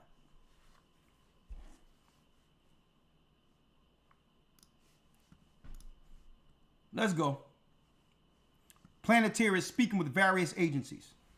Yes, sir. Palantir is speaking with various agencies across the federal government, including the Social Security Administration and the IRS. Stop right there, Elder. So now Palantir is merging Social Security Administration and the IRS. About what? and the IRS about buying its technology. Rich, hold up, elder lawyer. Small or great, rich or poor. The IRS and the Social Security, now they say that they're already talking about buying it and they put it in the news. No, it's already done. They're just letting you know about what they're about to do. So they're moving all of this into Palantir. And you would never guess what Palantir is, folks. It's one step towards the mark of the beast.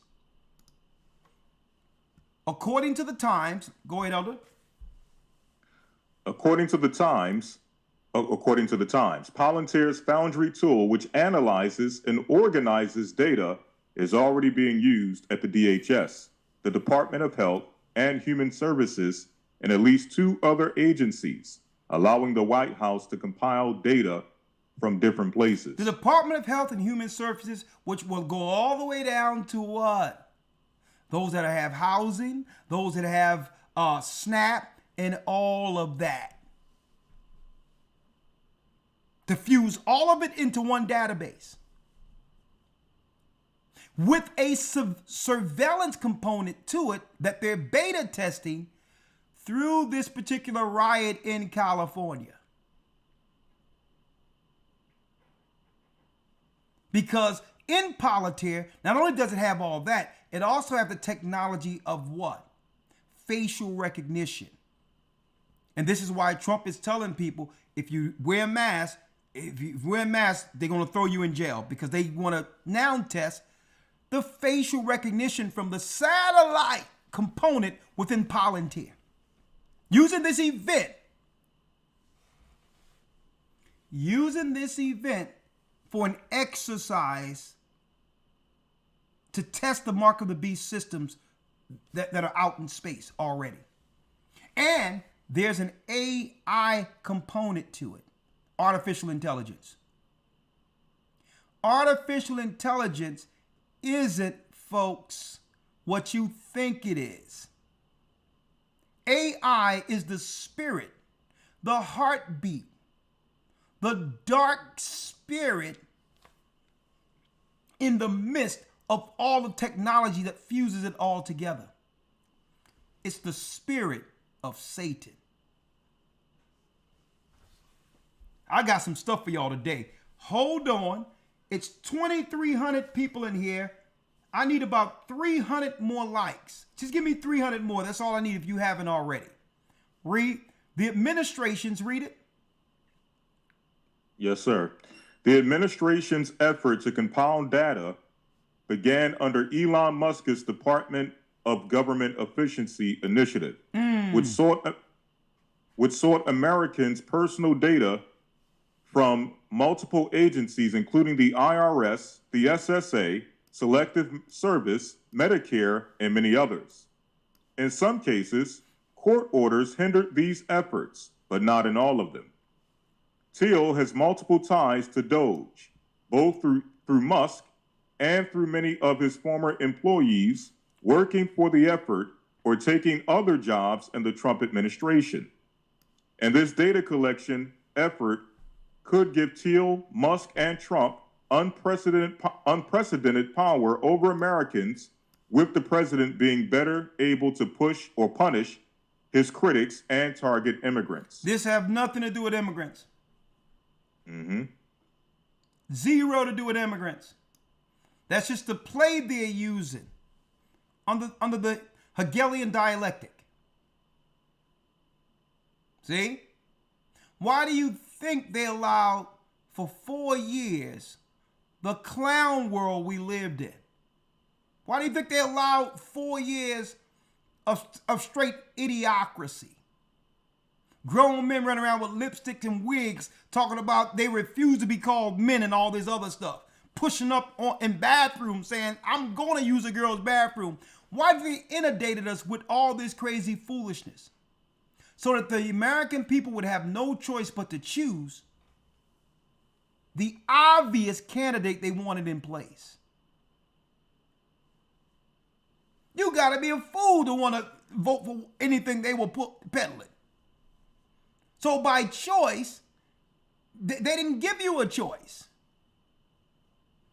It's to get rid of your babies at any time, have a straight dude, just straight body beating women in a boxing ring with a wig on claiming to be a woman, or Trump. Did they actually give the American people a choice? So now Trump is going to implement with Musk. These are priests at the height of the Babylonian religion and are exercising their priesthood through government to bring forth the mark of the beast. You heard it here. These are priests. Privacy advocates. Yes, sir. Privacy advocates, student unions, and labor rights organizations are among those who have sued to stop Trump's data collection efforts. Palantir's involvement also gives a powerful tech company access to this data, and its CEO, Alex Karp, doesn't exactly have a benign agenda, hoping to cash in on the American techno-militarism. Musk, too, has plans for government data, using his AI, Gocc, to analyze it. Will anyone be able to stop Trump and these tech oligarchs? So now, let's get into, because Elder Lawyer, when I heard Palantir, I'm like, hold up. I remember seeing this in Lord of the Rings.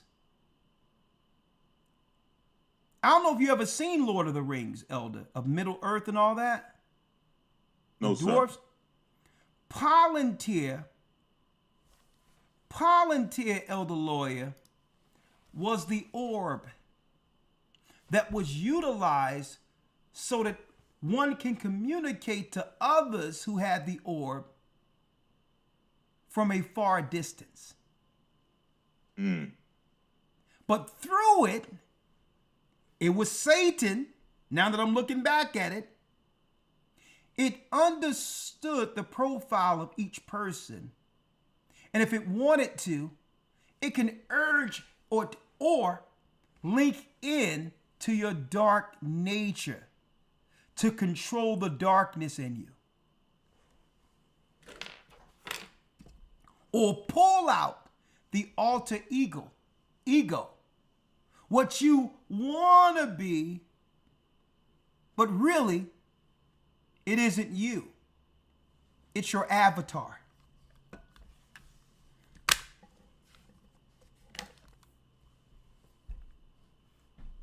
Right? Now I'm going to show y'all how they would use these. What is Palantir? Check it out. Fair use for educational purposes only and prophetic reasons.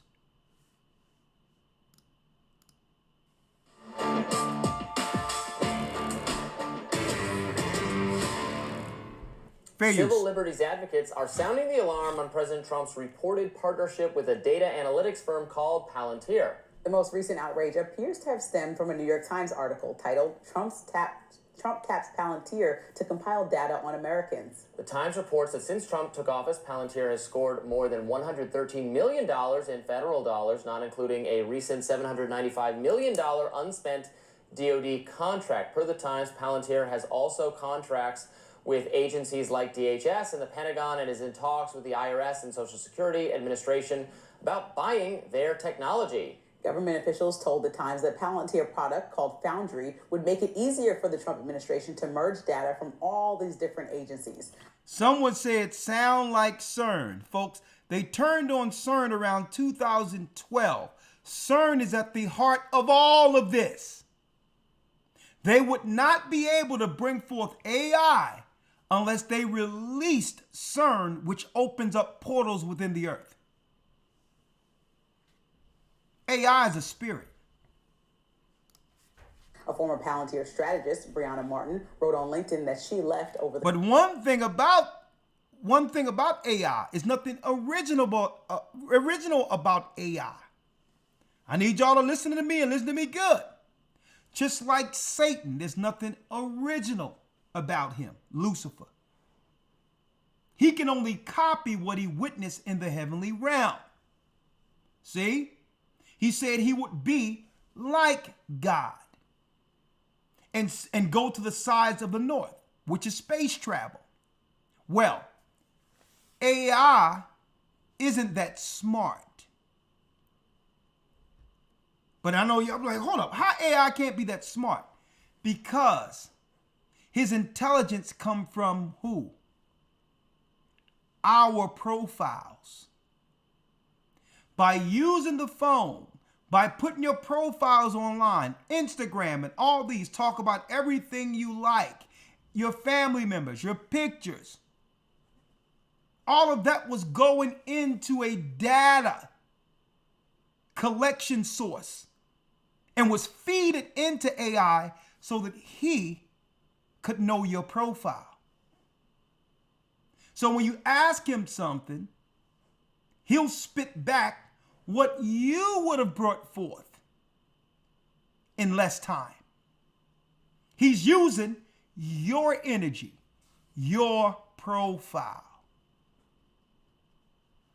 So they gave the technology to the people cheaply to develop what? A pattern and or profile on every individual. So AI knows you. So when you go to it, it will answer, it will give you some inside information, but if you're asking for something that you want to put together and all that, it'll put it together as if you did it because, yeah, your pattern of how you type, how you talk, all of that is fed from our computers, from our telephones and all that, into a database linked directly to the beast. Now, is this inanimate object evil by itself? No, it's just an object. But we're going to teach you today how not to be subjected, brothers and sisters, to the dark spirit. I mentioned earlier, for those who missed it, Christ is building a wall and Satan is building a spiritual wall. And we have to be on either side of that wall. Hot or cold, down with Christ or Satan. Because if you're down with Satan, he's communicating with your avatar and or profile and is pulling out the darkness in you. And it's the same darkness the whole world is witnessing right now. You're wondering why people are crazy. It looks like people are saying stuff they wouldn't say. People are acting out abnormally. Well, they have connected, that's right, and are being coaxed through the dark palantir. They're being told to do what's dark because they're serving themselves. And folks, this have a lot to do with it. And what happens, even in the Lord of Rings, the guy they was controlling, I'm going to show you, had much power. But they couldn't use him to help take over, to protect the world until he was released from that spell. Until he was released from the palantir.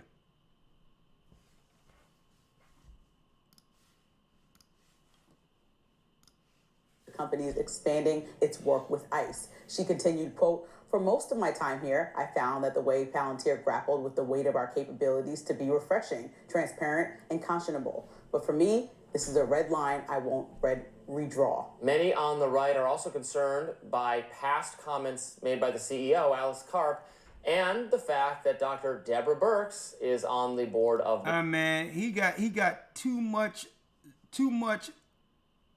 His S's are too pronounced. I can't listen. He got an extra S on everything he's saying. I can't do it.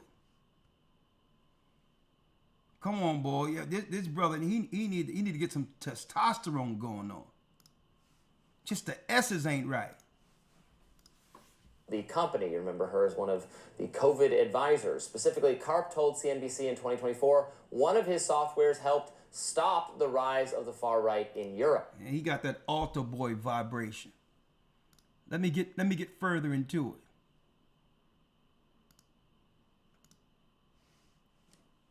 The history of the powers of the Palantiri. The Palantiri, ancient relics of power that allowed their users to communicate with one another. Yet they had many other uses. Now look, this was, brothers and sisters, in the Lord of the Rings. I'm going to put it on closed caption, being that this guy has a strong accent.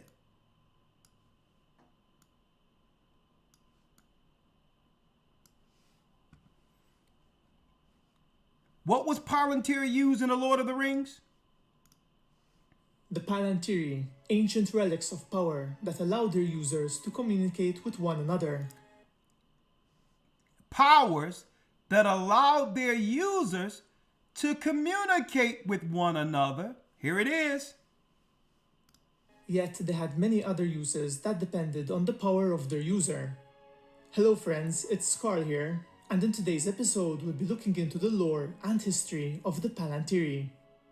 So the name Palantiri comes from Quenya, Palan meaning far and wide, and Tir meaning to what? Palan meaning far and wide. Tir means to watch. Watchers. To be watched from afar. Watch. They were created by the Noldor elves in Valinor, and it's possible that Feanor was their sole creator. In the Silmarillion, we're told the following about Feanor. And other crystals he made also, wherein things far away could be seen, small but clear, as with the eyes of the eagles of Manwë. In the index of the Unfinished Tales, we're told that Feanor was the maker of the Silmarils and of the Palantiri. And besides the entry for Palantiri, it said that they were made by Feanor in Aman. The last two pieces of evidence for Feanor being their creator are two quotes from Gandalf. In the first one, he states, "The Palantiri came from beyond Westerness, from Eldamar. The Noldor made them, Feanor himself maybe." And later on he states that he wished to use the Palantir to perceive the unimaginable hand and mind of Feanor at work. Now the total number of Palantiri that were created is uncertain, but we know of at least 8, 7 of them being present in Middle-earth, while the other was located on Tol Eressëa, an island off the coast of Valinor. Now you notice they say that these were made in Middle-earth. Now we know what's in Middle-earth, right? What's in Middle-earth? Hell. Okay, hell. Hell. So they're going to release something from Middle-earth. That's where your CERN comes in at. And then you have your Palantir, which is your communicator, but it's also something else. It's a predictor of the future, according to them, understanding your patterns and or profile. See? So it'll know your past based on what you put in to predict what you're going to do. That's right, pre-crime. They appeared to be made of solid glass and deep black in color, and their shape was that of a perfect sphere, and we're told that their size varied. The smallest ones were around a foot in diameter, while the larger ones, such as the Palantiri of Osgiliath and Amonsul, were so large that they couldn't be lifted by one man. Despite their fragile appearance, they were extremely resilient. In fact, we're told that they were indeed unbreakable by any violence then controlled by men, though some believed that great heat, such as that of Orodruin, might shatter them. So now I'm going to briefly discuss each individual Palantir, its location and history, before we discuss their properties. So the first Palantir that we're going to talk about is located on Tol Eressëa, an island off the coast of Valinor. This palantir was said to be the Master Stone, and it was placed in the Tower of Avalone, most likely by the Noldor. We're told little about its history, though we know that it remained in its tower undisturbed. I believe that this palantir could be used to view the other palantiri in Middle-earth, but it seems that this connection was one way. As in the Unfinished Tales, we're told that Elendil would often use the palantir of Amin Berad to gaze into the west, and that sometimes he would see the Tower of Avalone from afar. If the palantiri of Middle-earth were connected to it, it seems odd that he wouldn't simply look through it rather than gaze across the sea towards it. Now, the other 7 palantiri were all located in Middle-earth, and their histories overlap a bit. Therefore, I'll first discuss their common origin before going into their individual histories. Bear with me. We're going to bring it together, but here's a little lull, but don't worry about it. Stick with me. It'll come together. So these palantiri were gifts to the men of Númenor from the elves of Valinor. According to the Silmarillion, these stones were gifts of the Eldar to Amandil, father of Elendil, for the comfort of the faithful of Númenor in their dark days, when the elves might come no longer to that land under the shadow of Sauron. During King Gar-Pharazôn's rule, Sauron was captured and taken hostage back to Númenor, where he convinced the king to launch an attack on Valinor to claim immortality. This led to the fall of Númenor, and the island sank beneath the waves. However, the faithful of Númenor were still loyal to the Valar, and they were now led by Amandil's son, Elendil. They prepared ships to leave Númenor before its fall, and the 7 palantiri were split up between Elendil and his sons. He carried 3 of them on his ship, while his sons Isildur and Anarion carried 2 each. When they reached the shores of Middle-earth, they established the northern kingdom of Arnor and the southern kingdom of Gondor, and the palantiri were dispersed throughout their lands. Elendil's first palantir was placed in Amin Berad, also known as the Tower Hills. This area was located to the east of the Grey Havens. Elendil could at times see the island of Tol Eressëa in the vanished west. Now, he could look through this, and if there was another someplace else, he can see what they see. Like if I was to call you through FaceTime. See that? If you were to call me through Skype or FaceTime, I would see exactly your whole surroundings being far away.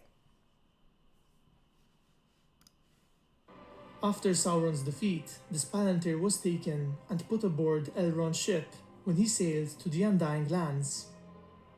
Elendil's other palantiri were placed in... Now that's on a small level when it comes to the cell phone.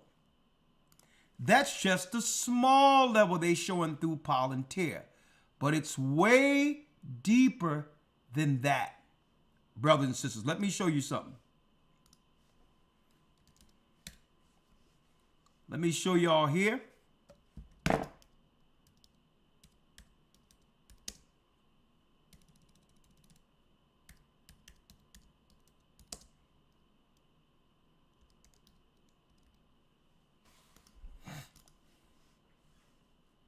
Let me show y'all here.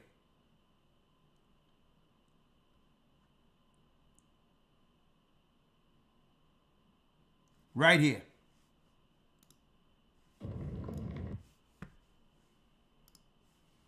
Now, when I seen Palantir, this is what it reminded me of when I was looking at the Lord of the Rings years ago. Satan. The power of Isengard is at your command, Sauron, Lord of the Earth. Ask Orion, build me an army worthy of Mordor.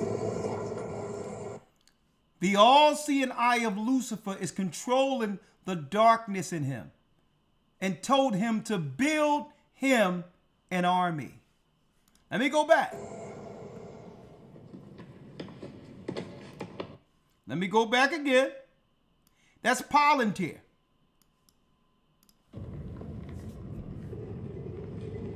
The power of Isengard is at your command.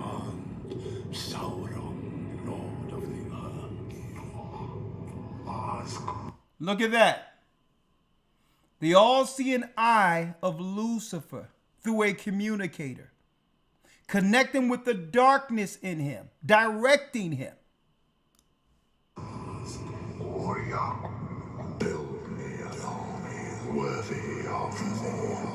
Now, just imagine, folks, if your Palantir is no longer through the GPS of your phone.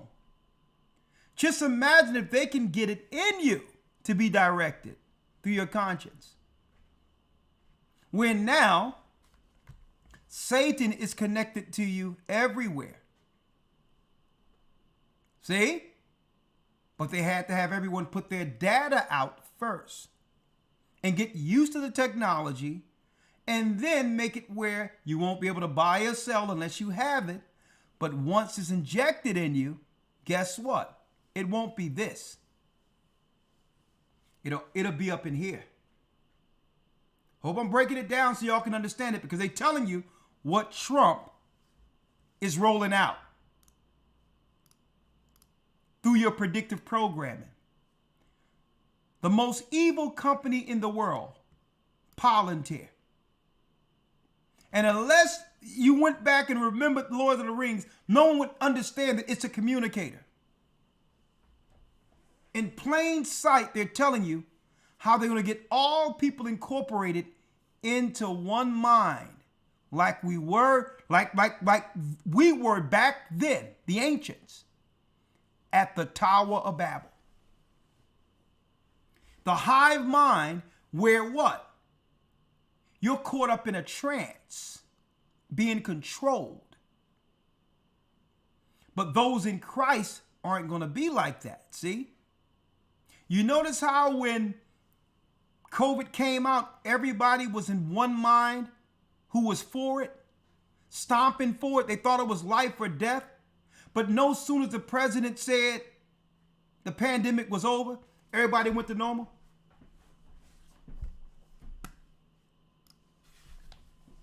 Y'all remember that? It's like people was woken up. You were awakened out of your hypnosis. Everybody was stomping for it. Oh my God, going crazy for it. But no sooner as the president said, boom, the pandemic is over. Y'all can go back to stores. Everybody left their trance and went back to their normal lives. Remember that? Well, if that was the case, this was you right here. See? All up in a trance. Controlled by what you see. And then you go amongst the people as if what? As if the ideas you're bringing are your ideas.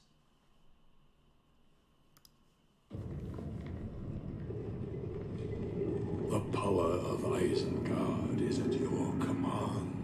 Sauron, Lord of the Earth. There they go. And he's like, yeah, give me the booster too. Build me an army worthy of Mordor. There you go, shut up in your house with your curtains drawn, locking yourself in your house, ain't nothing outside.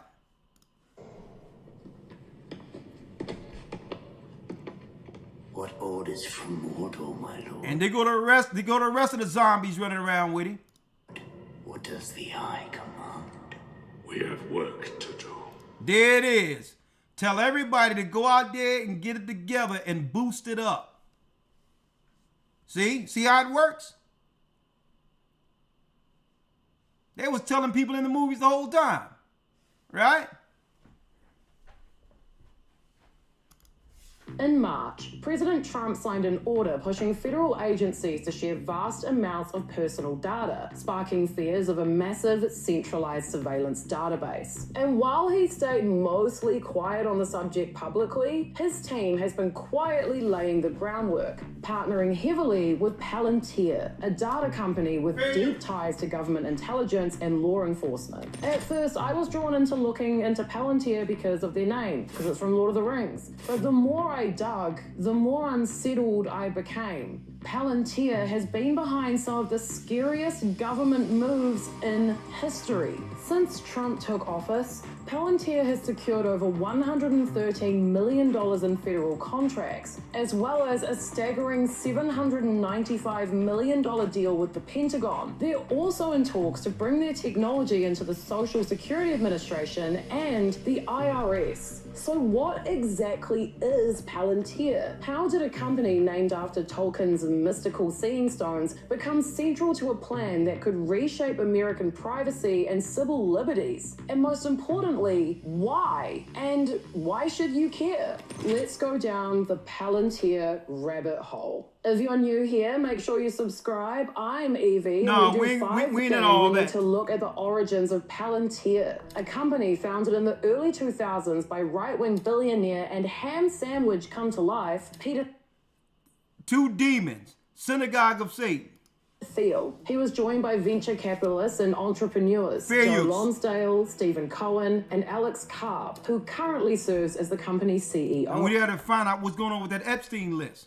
How many of these cats on it? Peter chose the name Palantir after the crystal balls used in Lord of the Rings. You know when Gandalf shows up to have a chat with his bro Saruman and he's like, oh yeah, hey Gandalf. No, let's get straight I've been to it. talking to Sauron with these orbs. And Gandalf's like, what the hell? No, let's Isn't get that to the into good clear part. visuals like maps, histograms, and link charts, and turning raw data into tools of power. The company essentially turns swamps of data into clear visuals like maps, histograms, and link charts. In just days, its forward-deployed engineers can integrate and analyze a customer's data, tackling issues from terrorism to disaster response and human trafficking. Palantir has become a top choice for analyzing massive data sets in intelligence and law enforcement. They offer sleek software and on-site coders who tailor solutions to each client. And the more data that you give them, the more they can tell you. And The more data you give them, the more they'll tell you. Well, guess who volunteered their data online through Instagram and all that, every place they go and their locations and what people they're seeing and what you like and all that? whether you knew it or not, Palantir's technology has quietly played a pivotal role in shaping some of the most significant global events since its inception. In the 2000s, US Marines used their technology for forensic analysis of roadside bombs in Afghanistan. In 2011, the hacker collective Anonymous exposed Palantir employees for their involvement in a proposed disinformation campaign aimed at discrediting WikiLeaks and tarnishing its supporters' reputations. Their technology allowed the Well, you notice she haven't mentioned the DARPA yet, right? IDF to use AI in its war effort. At least one Palantir employee played a role in assisting its supporters' reputations. Their technology allowed the IDF to use AI in its war effort. At least one Palantir employee played a role in assisting Cambridge Analytica in collecting Facebook data later utilized by the Trump campaign during the 2016 election. Palantir technology was even used to track and kill Osama bin Laden, although the company remains a bit tight-lipped on that one. Okay, to track and kill people. I don't know about Osama bin Laden, but I told y'all that they're going to switch it from Arabs and Muslims to those of the awakening, right? Stick with me. The book The Finish, author Mark Bowden writes that Palantir's software actually deserves the popular designation. Because I don't, guess what, folks? I don't know if y'all seeing, I don't know if, Elder Lawyer, if they're checking out the bait and switch. Do you notice all of a sudden, the public enemy number one, even though they use it, I think, actors and all that in certain areas, who knows, allegedly. Do you notice it always drills down at the end of it that it's the lost tribes of Israel as the enemy between the crosshairs? Right. You know how many Ukrainians are here illegally?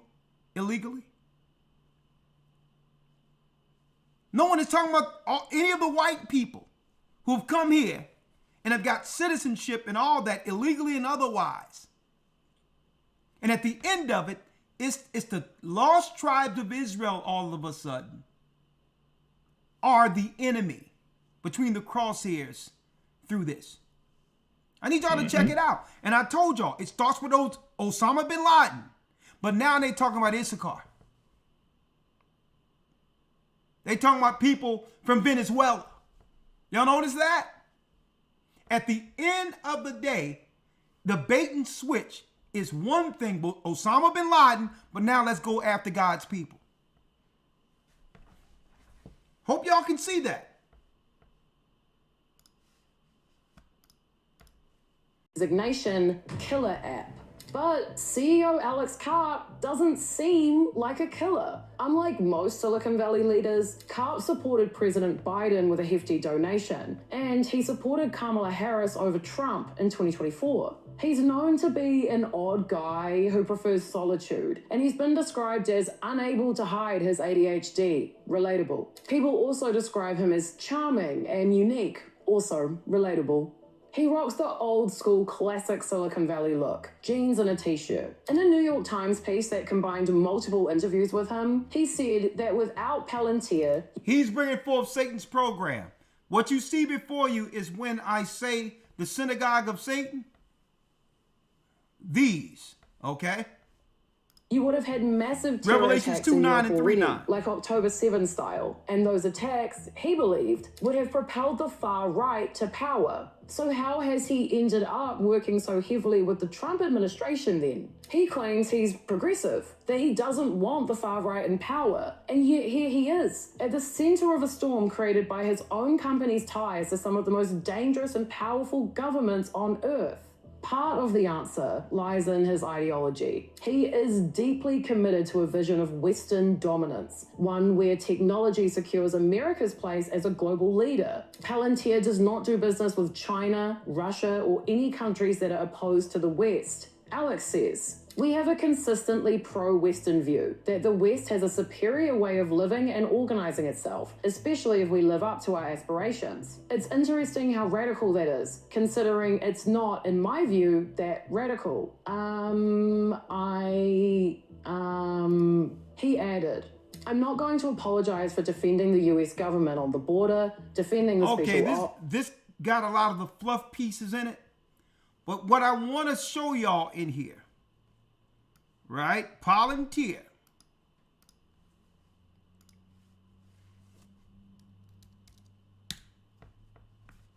Let me get it here. One thing I want to show.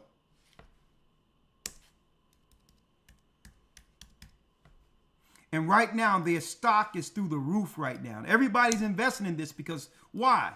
It's the next stage towards the mark of the beast.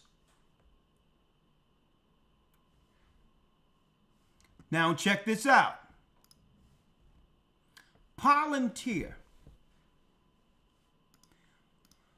Palantir, a technology company, has been involved in developing and deploying predictive policing programs, which use algorithms to predict where and when crimes are likely to occur. Well, guess what? Palantir have been rolled out for what you're seeing over there, these so-called riots, if you want to call that, in California. These programs often utilizing data on past crime locations, times, and dates, aim to help law enforcement allocate resources and target interventions, predictive programming, profiling before you actually commit a crime. Well, this AI tells the police you are about to commit a crime and to get in front of you before it happens. Minority Report.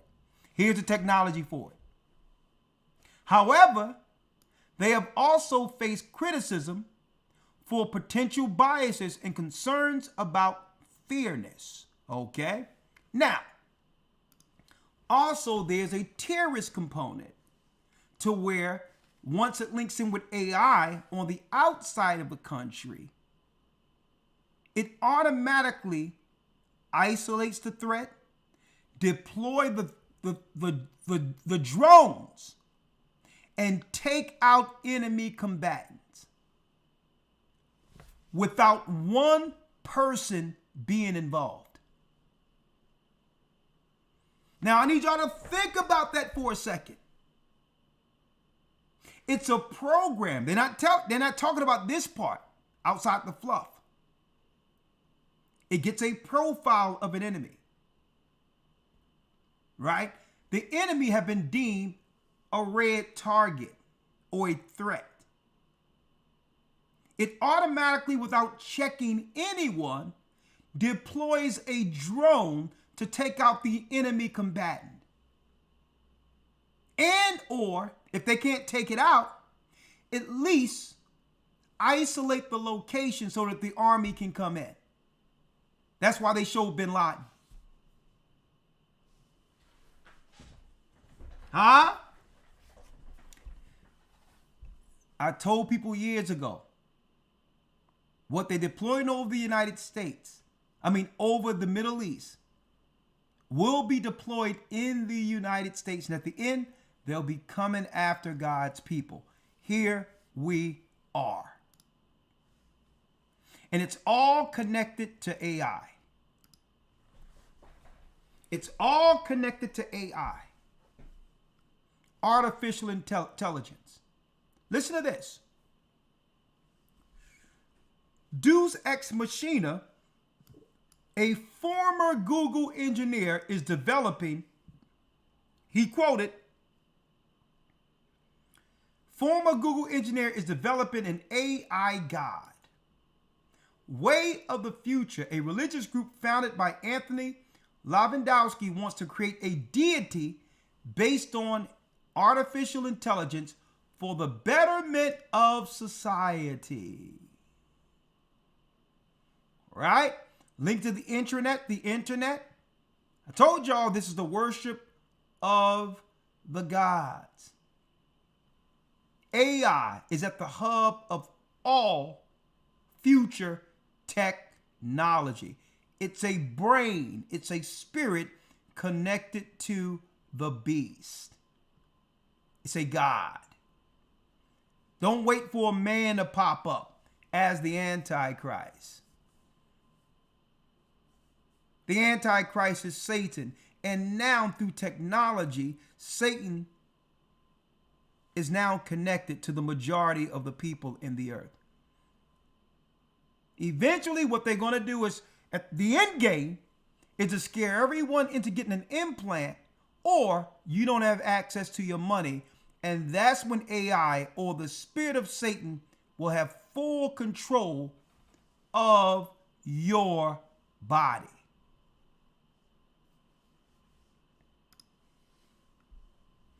Former Google and Uber engineer is developing an AI God. And I'm going to tell y'all, folks, this AI thing is deep. And it's in conjunction with Uber. Where's this going? Well, there was not too many people pushing back outside of cab drivers when they came up with Uber. Well, Uber eventually will be 100% autonomous. A car without a physical driver. They had us buy in because it was extra money.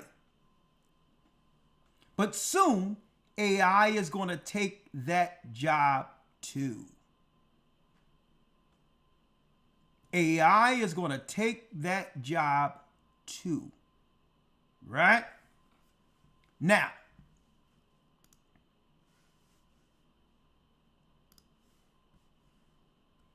AI. And you notice it's showing AI as what? It's showing AI as an invisible God that's connected to the people. Because that's what it is. It's connected with the people. I'm going to show you where the volunteer comes in at, and it connects to the darkness in people, what it promotes. It promotes it promotes the spirit of Antichrist. Which is what? It pulls out the sin in an individual, and that becomes that person's, that's right, folks, avatar before the world. I'm going to tell you, like you seen that Planeteer linked to the person controlling him. You see why how when people deal with that phone and they deal with Instagram and all of that, they separate themselves from their family and all these others, and they connect to another source and become something else, where all they care about is the image that was created online. 100% separated from reality. Connected to the beast. It connects to the dark nature in people. Now,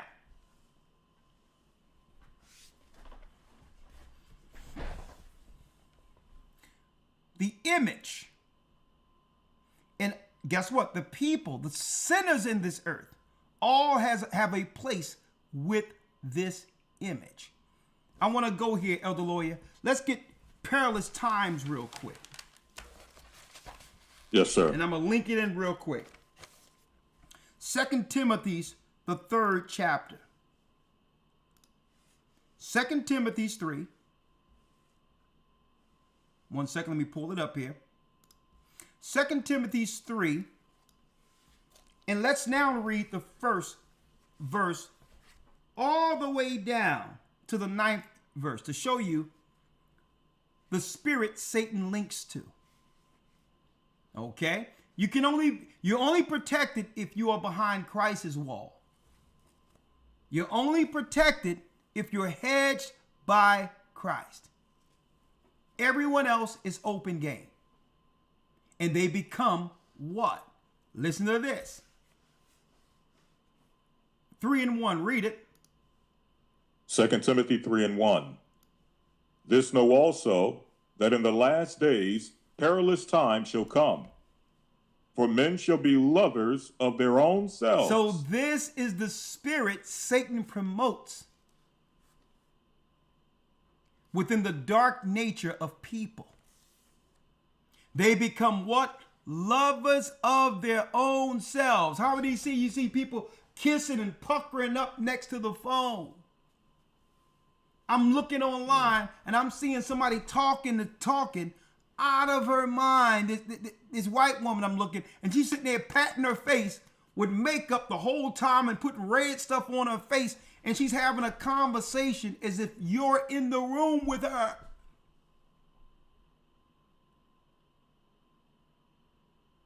Totally separated from reality. Lovers of their own selves. This is someone what? Who been staring into the planetar. Okay? You've been staring into the planetar, into the dark matter. Separated from reality. What? Covetous. Covetous. That means insatiable. What you have isn't enough, and the more you look, the more you want. No one can satisfy you because you get everything, but then you look online and there's something else you need to buy. Read. Boasters. Boasters. Read. Proud. Blasphemers. Disobedient to parents. Unthankful. Unholy. Sound like what people been talking about, this narcissist thing for the longest. Well, if this doesn't embody the spirit of narcissism, I don't know what does. Satan is the narcissist. Disobedient to parents, get online and put out all your business, even talk ill about your own family, staring into the dark matter, being controlled by the beast. Read it. Unthankful. Unthankful. Unholy. Unholy. Without natural affection. truce breakers, false accusers, incontinent, fierce, despisers of those that are good, traitors, heady, high-minded, lovers of pleasures more than lovers of God, having a form of godliness, but denying the power thereof. From such turn away. And the disciples was warning us, from such turn away.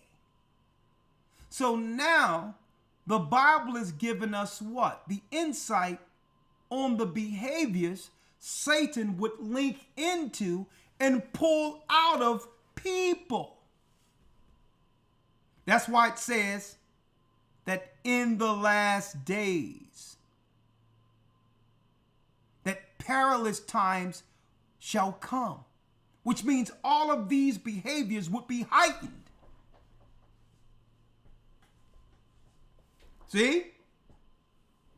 This is how Satan is actually recruiting those into his satanic army that will fight against Christ once you have the mark of the beast. So now some people might ask, well, how will so many people go along with this, knowing, even Christians?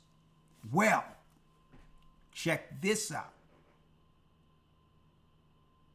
What happens if the majority, if the whole system, the whole labor system in the earth changes, which makes what? People expendable.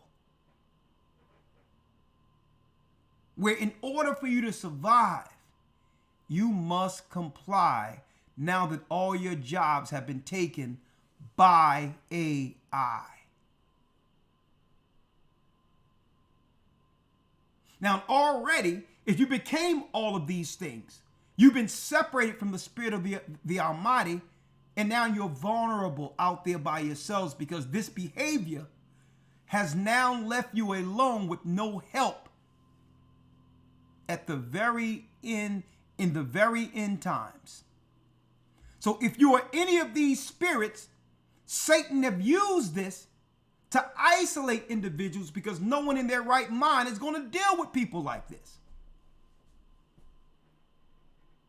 So by doing this, people are divorced, separated. Their family don't want to be around them no more. Their children can't be around them. Their parents can't be around them. Satan have successfully separated families where everyone has an issue and everyone have become an individual. Right? I need y'all to think about this. So these characters that were created, these avatars that separate us from family, and by being isolated has connected the individuals to the beast. Where the only friends, the only company, the only life they have is what they created alone online. Stick with me here. And this is why when Christ says he's going to build that wall, Elder Lawyer, real quick, let's go to Revelations 21 real quick. Yes, sir. Because another wall is getting built. Let's go to Revelation. Right? And we're going down to 27. Let's read that. I mean, not 27, 21. And let's go down to, hold up, 21. And let's go down to 20. I want you to go right down here where it says the 27th verse. Read that for me. Yes, sir. Verse 27. And there shall in no wise enter into it anything that defileth, neither whatsoever worketh abomination, either maketh a lie, but they which are written in the book's Lamb of life. So the Lamb's book of life. So who's going to make it into the temple that's coming into earth? It talks about the construct of the 144 cubits that's coming into the earth. But it says, and there shall no wise enter into anything that defileth, neither whatsoever worketh abomination. So who's not getting in? Elder Lawyer, let's go to the 8th verse and tell me this doesn't embody the personalities or the behaviors we see currently online. Now that Satan has strategically separated people from the Most High and or family. Let's read the 8th verse. Yes, sir. Verse 8. Let's start at 7. Yes, sir. Verse 7. He that overcometh shall inherit all things, and I will be his God, and he shall be my son. Read. But the fearful, and unbelieving, and the abominable, and murderers, and whoremongers, and sorcerers, and idolaters, and all liars shall have their part in the lake which burneth with fire and brimstone, which is the second death. Folks, Christ is identifying the nature and behavior of those who have linked to the dark spirit, who are being moved in what?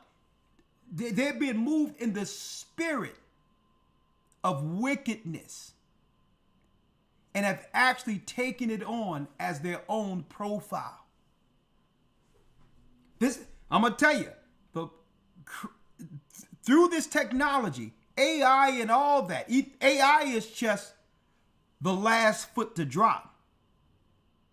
But slowly but surely, it was like that wizard staring into the Palatar, where it became our whole life. I'm talking about people that are online, Instagram and all that. And folks, they're so engulfed, they haven't even looked back to realize how much they lost operating in a different image, an avatar themselves. Families totally dismantled, divorced, totally separated. Nothing is going on until they get online, and they've become one of these. Fearful.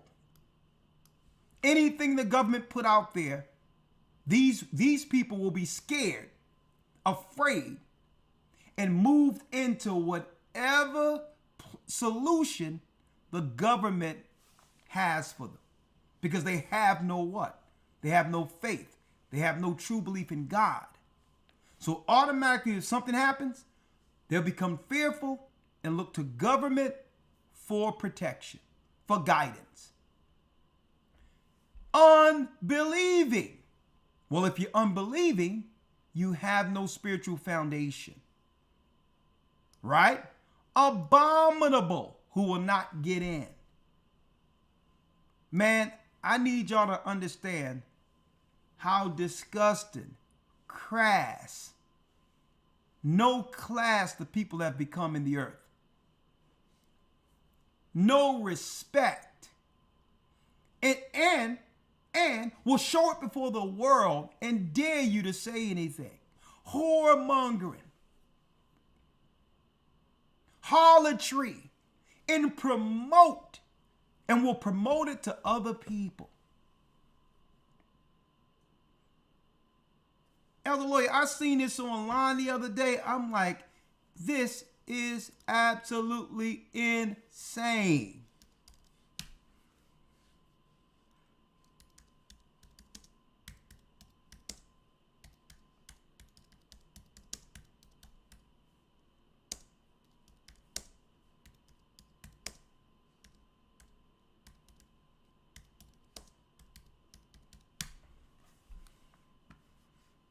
This is absolutely, I'm going to show you how crazy this thing has become.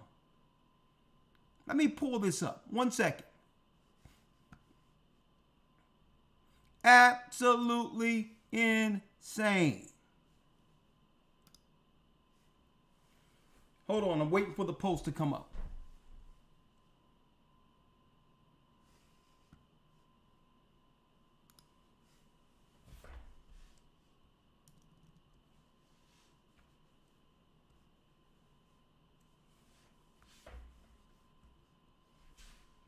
I don't know if any. Hold on, let me get this.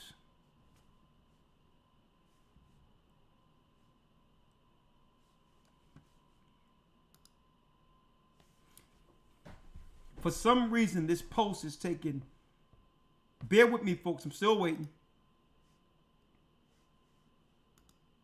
I don't even know if there must be a reason it's not popping up here. I know why. 1 second. I know exactly why. Here it is right here. Let me pull it up on Safari. I think I have a VPN on that one. 1 second.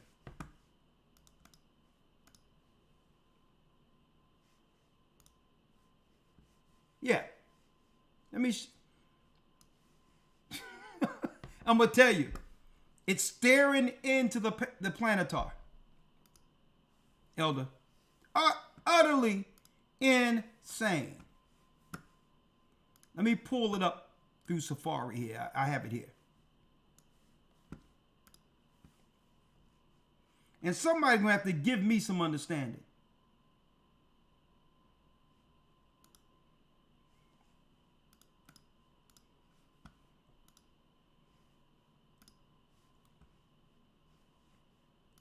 Right there.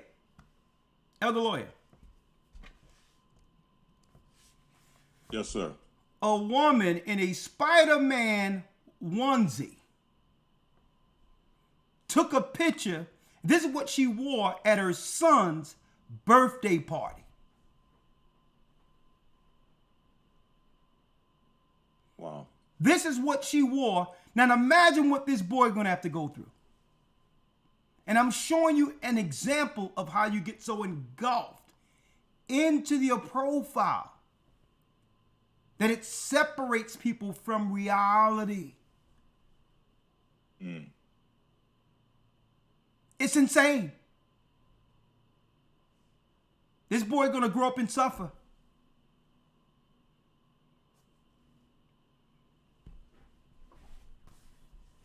And this is why there's a lot of kids getting traumatized, going into LGBTQ. And look, I just need you to focus on her face. Right? Hold on.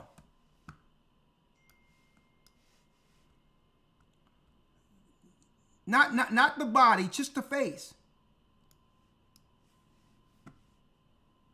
Right here. This is the stuff. Look. She's in a trance.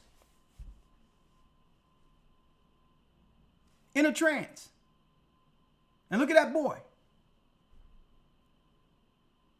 And look. She's in a trance.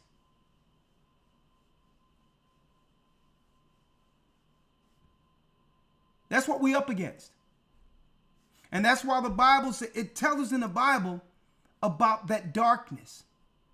What leads to it. And I'm going to tell you, it's linked directly to leading to the mark of the beast.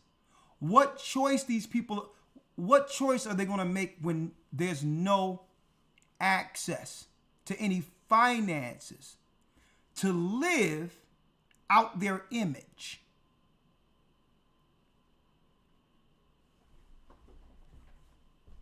Trance. Now check this out. So how are they going to get it with all of these people who've been separated in a trance? How are they going to get these people? There they go. How are they going to get these people to take the mark of the beast? Let me show y'all something here. It's totally out of hand at this point. Let me show y'all this here. Right here. We showed an example of this earlier. Of Sauron from the Lord of the Rings. They got people caught up and separated. Staring into the dark matter. That links directly to AI. Now, check this out, Elder. I may have to send this to you also before we open up the lines. Yes, sir.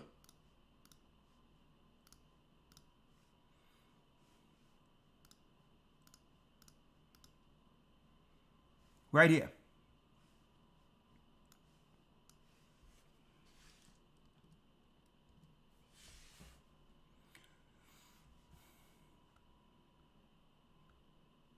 A matter of fact, I can read this. It's fine. All right. Now, a matter of fact, I'm going to send it to you because you can help me with it. Hold on 1 second. Right there. It'll make it easier for us to look at it together. What are we looking at? What is going to make it where the people who've been separated with no protection will have no option at the end of it after living in a fantasy world? They'll have no option left but to take the mark of the beast. Why? Because once they wake up out of their trance, it's going to be too late. They're going to realize that they lost so much time. There's no family around and all these others, and they're going to have to do whatever they need to do to survive. Either they're going to choose to survive under the beast system, or they'll choose to die. And that's for those that are not under Christ's hedge. And I use that as an example. And why did I use that as an example? That's how far this thing has come. Okay? To where it's insane at this point. There's no, what do it say in the book of Peter's? No natural affection. Like what people would naturally do has gone out the window. There is no line that people will not cross now. Right? So what's going to push people into the mark of the beast? I'm talking about those with no faith. These are the 48 jobs AI will replace or impact across industries between 2025 and 2030. Right? I'm going to read all this, but listen to her real quick. Fair use. Last week, online furniture retailer Wayfair announced it would increase its use of generative artificial intelligence and cut 340 tech jobs. And it reflects a troubling increase in businesses and companies opting to cut back human tasks in favor of technology. In its 2025 Future of Jobs report, the World Economic Forum surveyed more than 1,000 employers worldwide across 22 different industries. And it found that 73% of companies are planning to accelerate their use of automation this year, while 41% of companies foresee staff reductions due to skills becoming obsolete. Mark Muro joins us now. He's a senior fellow and policy director at the Metropolitan Policy Program at the Brookings Institution. Thanks for being with us on this. I mean, Brookings also has data to go along with that report. What did you learn about really the amount of workers who could see their jobs impacted by AI? Yeah, absolutely. We have more data for people to consider. Overall, our recent forecast based on data from OpenAI is sobering, but I would say not necessarily dystopian. We find that about 30% of the workforce could see at least half of their work tasks impacted. That doesn't mean necessarily automated fully, but that's a significant impact. More broadly, almost every part of the economy will see some kind of impact. 85% of all workers could see at least 10% of their tasks impacted, which means that a lot of work could shift. A lot of people are going to see differences in what their office life is like. And these reflect models that are more than a year old. We have, new capable assistants beginning to roll out. So exposure, as we call it, will likely rise. Hold on to your chair. Hold on to your chair. I'm holding. What type of jobs are most at risk?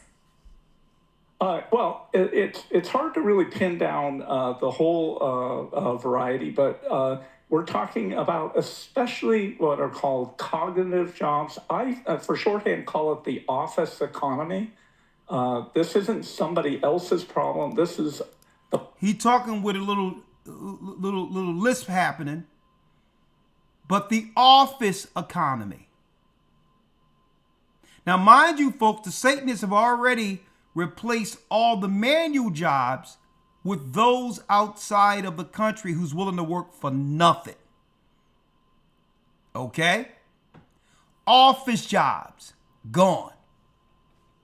That's why they wanted people to be at home and get adjusted to working at home, so no one is not flipping over tables and all that stuff at the office. You don't have to be sent home. You're home already.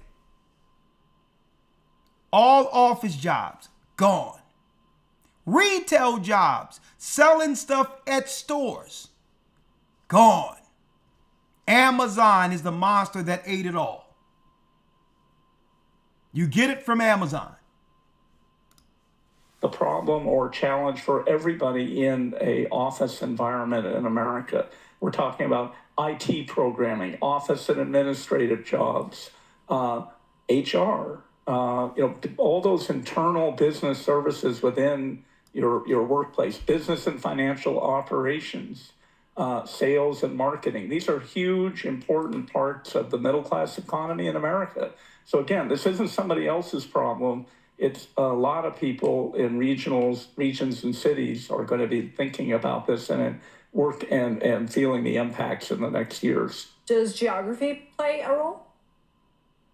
100%. The thing is, when you look at the location of jobs, you can also map them. You can map them into places, and you really do see a very different picture. This is a different economy than the automation story that we picked up in the last 20 years in the heartland. Small town America was really hit hard by. And let me put this out there before I let this go real quick, brothers and sisters. Keep in mind, while they had to deal with the few years ago, culling the cattle, they called it. Knowing that when they would come out of the pandemic, it's a reset for a new economy that leads to the mark of the beast that will not require the same amount of people to work jobs. See? So they had to go through something that would get rid of a lot of people who would get disgruntled realizing there's no future for them in the new reset. Now listen to this. Automation of factories, for instance. Very different world here now. These jobs, these office jobs, are where offices are.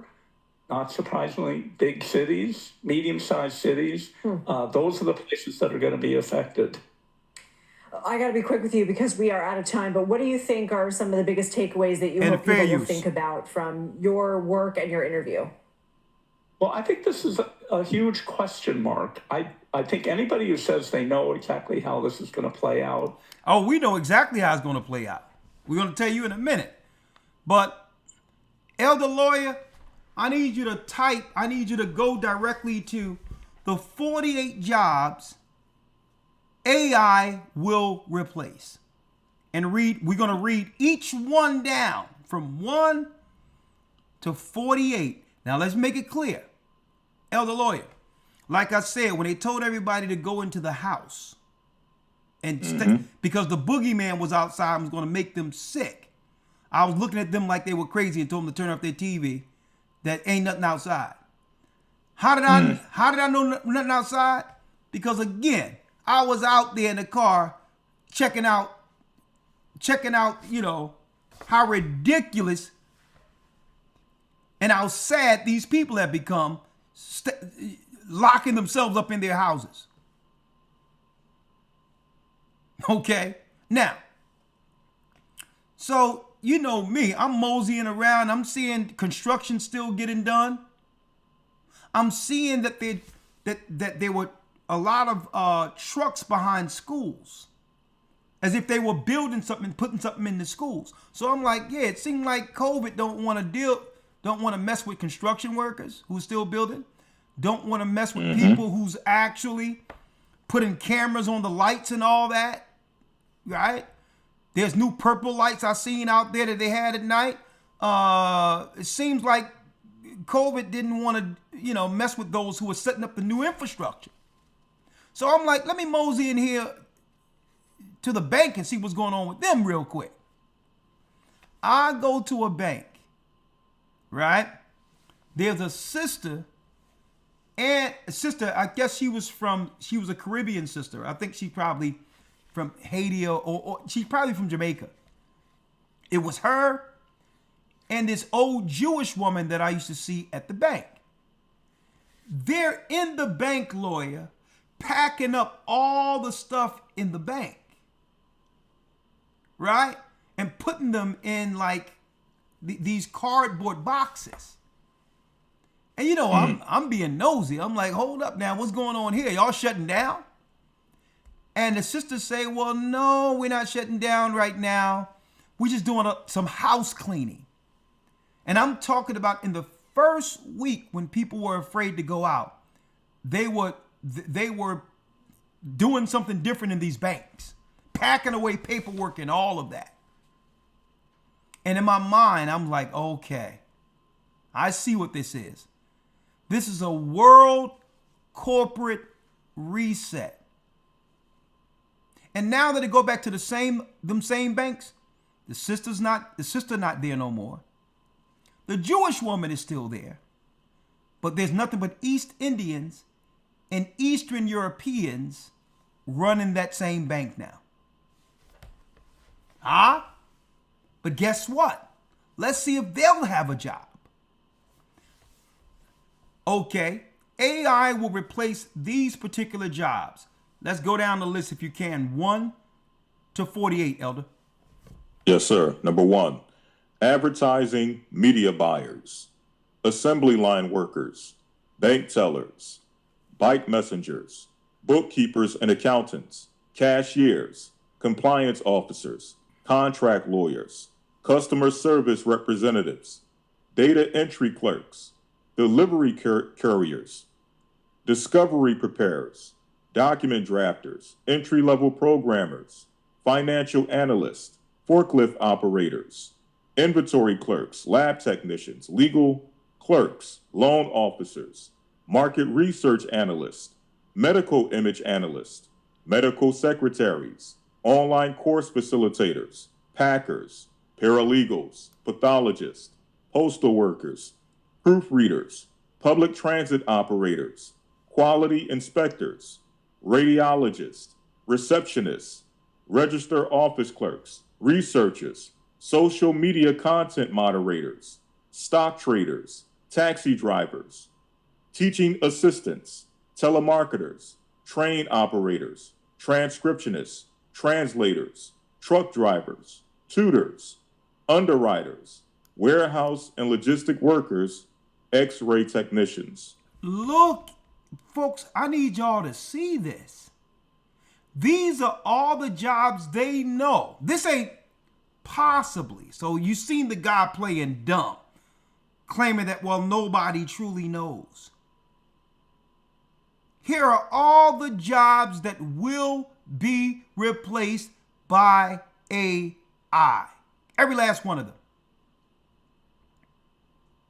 And you know what? In a lot of these jobs, AI will be more efficient and will do the job in a timely fashion without excuses.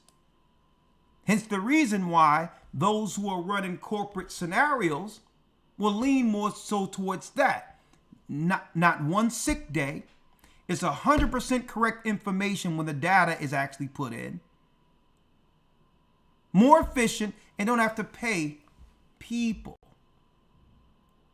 Bookkeepers and accountants will be obsolete. And that's why they started doing what? Online, having where if you had QuickBooks to be able to put your data and your receipts in, and at the end of it, it actually spits out exactly what you'll get in taxes and file the taxes for you. Cashiers, contract lawyers, whatever contract you want, you can go online and you can do this now. AI can draft anything you would like when it comes to your business or whatever the case is when it comes to law papers being drawn up, and it'll be right on the dime. Data entry, delivery couriers, customer service reps, forklift operators, which means it will be robots, autonomous. Medical image analysts. I'm talking about some top paying jobs. Postal workers. Radiologist. Receptionist. You know how many people are receptionists? Office administrators. Taxi drivers. All of this is going to what? Autonomous.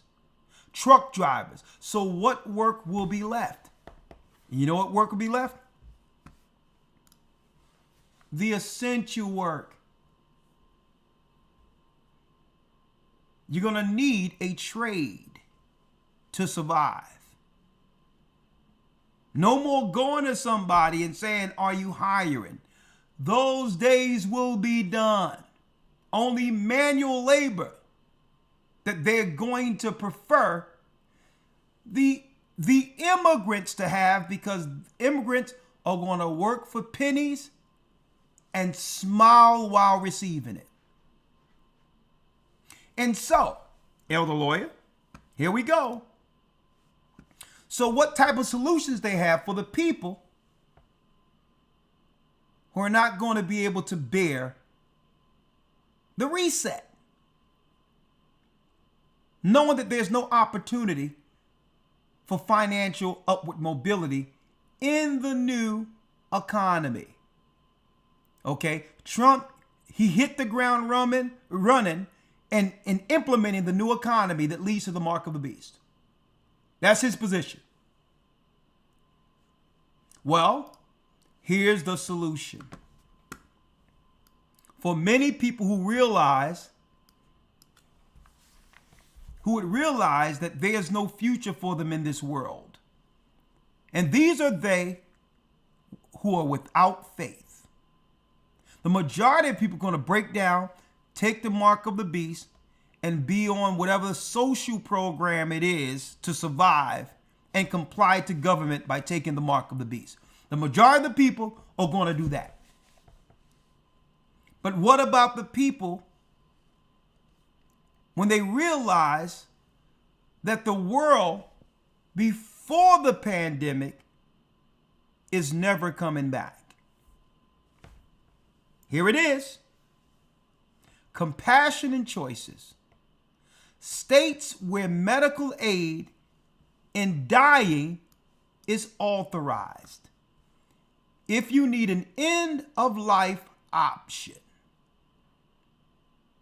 Medical aid in dying is currently authorized in 11 states and Washington, D.C. Here's the states right now. It tell you right now. It's already in law. Where the doctors will convince people who are depressed, who see no reason for living and all that. Folks, if they was able to kill off all these children under the guise of a woman's choice,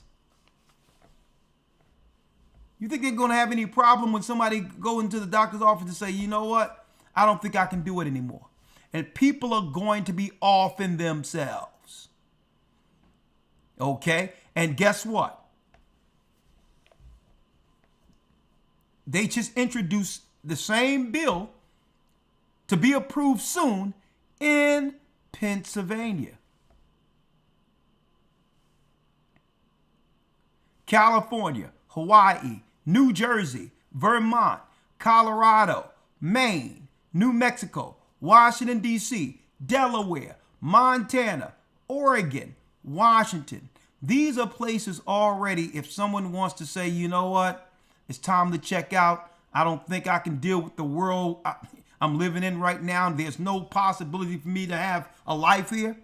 They'll have assistance. Soylent Green, if anyone's seen that movie.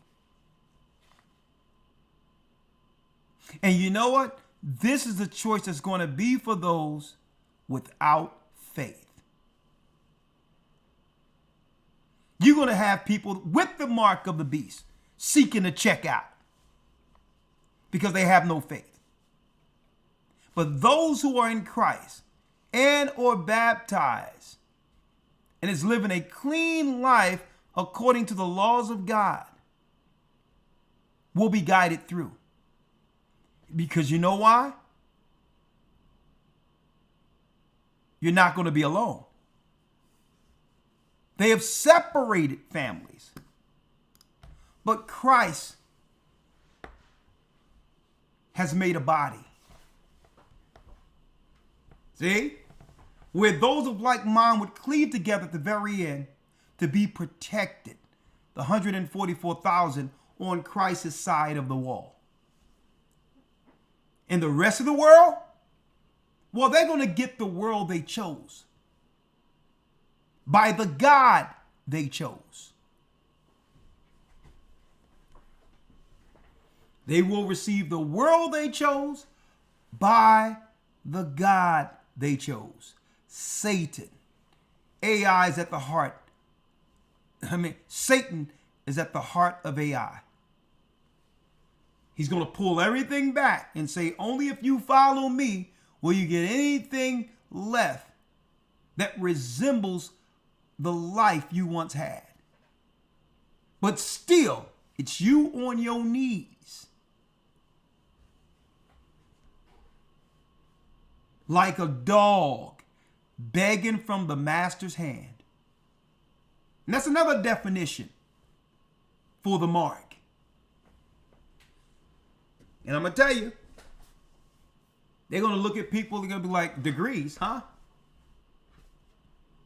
We sold you a piece of paper, okay? Nix that paper. You're in debt. We sold you a dream. We knew that your degrees weren't going to amount to anything on the end of this. They knew, folks, when they was telling everybody to apply, get all these loans, go to college, folks, they knew that there would be a global reset where none of those degrees would apply to the new economy they were planning. They knew it. But what they wanted you was to be in debt. So that now you can work off your debt. They'd be like, well, hold up. There's no job at the end of it. That's not my problem. You paid to go to school, you paid to have fun, and you paid to have a title. We gave you a title. Now, doctor, master, whatever you are, pay your bill. Pay your bill. Christ forgive your debts. That's what they're going to tell you. We don't. So only those under Christ and the Almighty, and we must get under him while there's time. Because the only way to navigate through this is what? Through the Holy Spirit. Now, yeah, it's tough, but we went through this before. 70 AD was the test run for what they are doing globally. And those who listened to Christ were able to navigate. When you're persecuted in one city, flee in the next city. Well, you cannot have that if there's no network. A network of trusting people who you can depend on to help save your life. Because the majority of people that we once cared for, a lot of them didn't make it through what just happened. Families are totally separated. And the others, the strangers who could care less about our people, are here. So it's time to swallow our pride and deal with the reality of the world we're living in preparation for what's about to happen. Repent, come to Christ, and be a part of the awakening.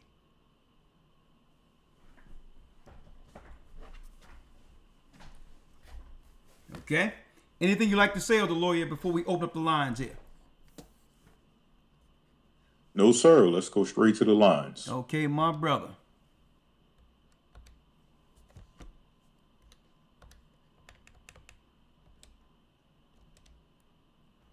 Okay, let me go through these.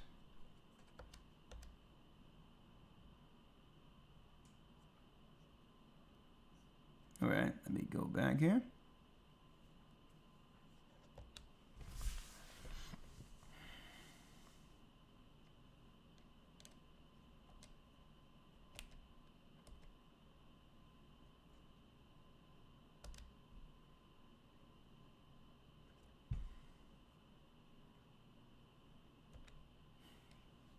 All right, let me open the lines here. View. Let me call. 307 wants to comment. I'm going to bring you in. Okay. We got 239. Shalom, 239. How are you?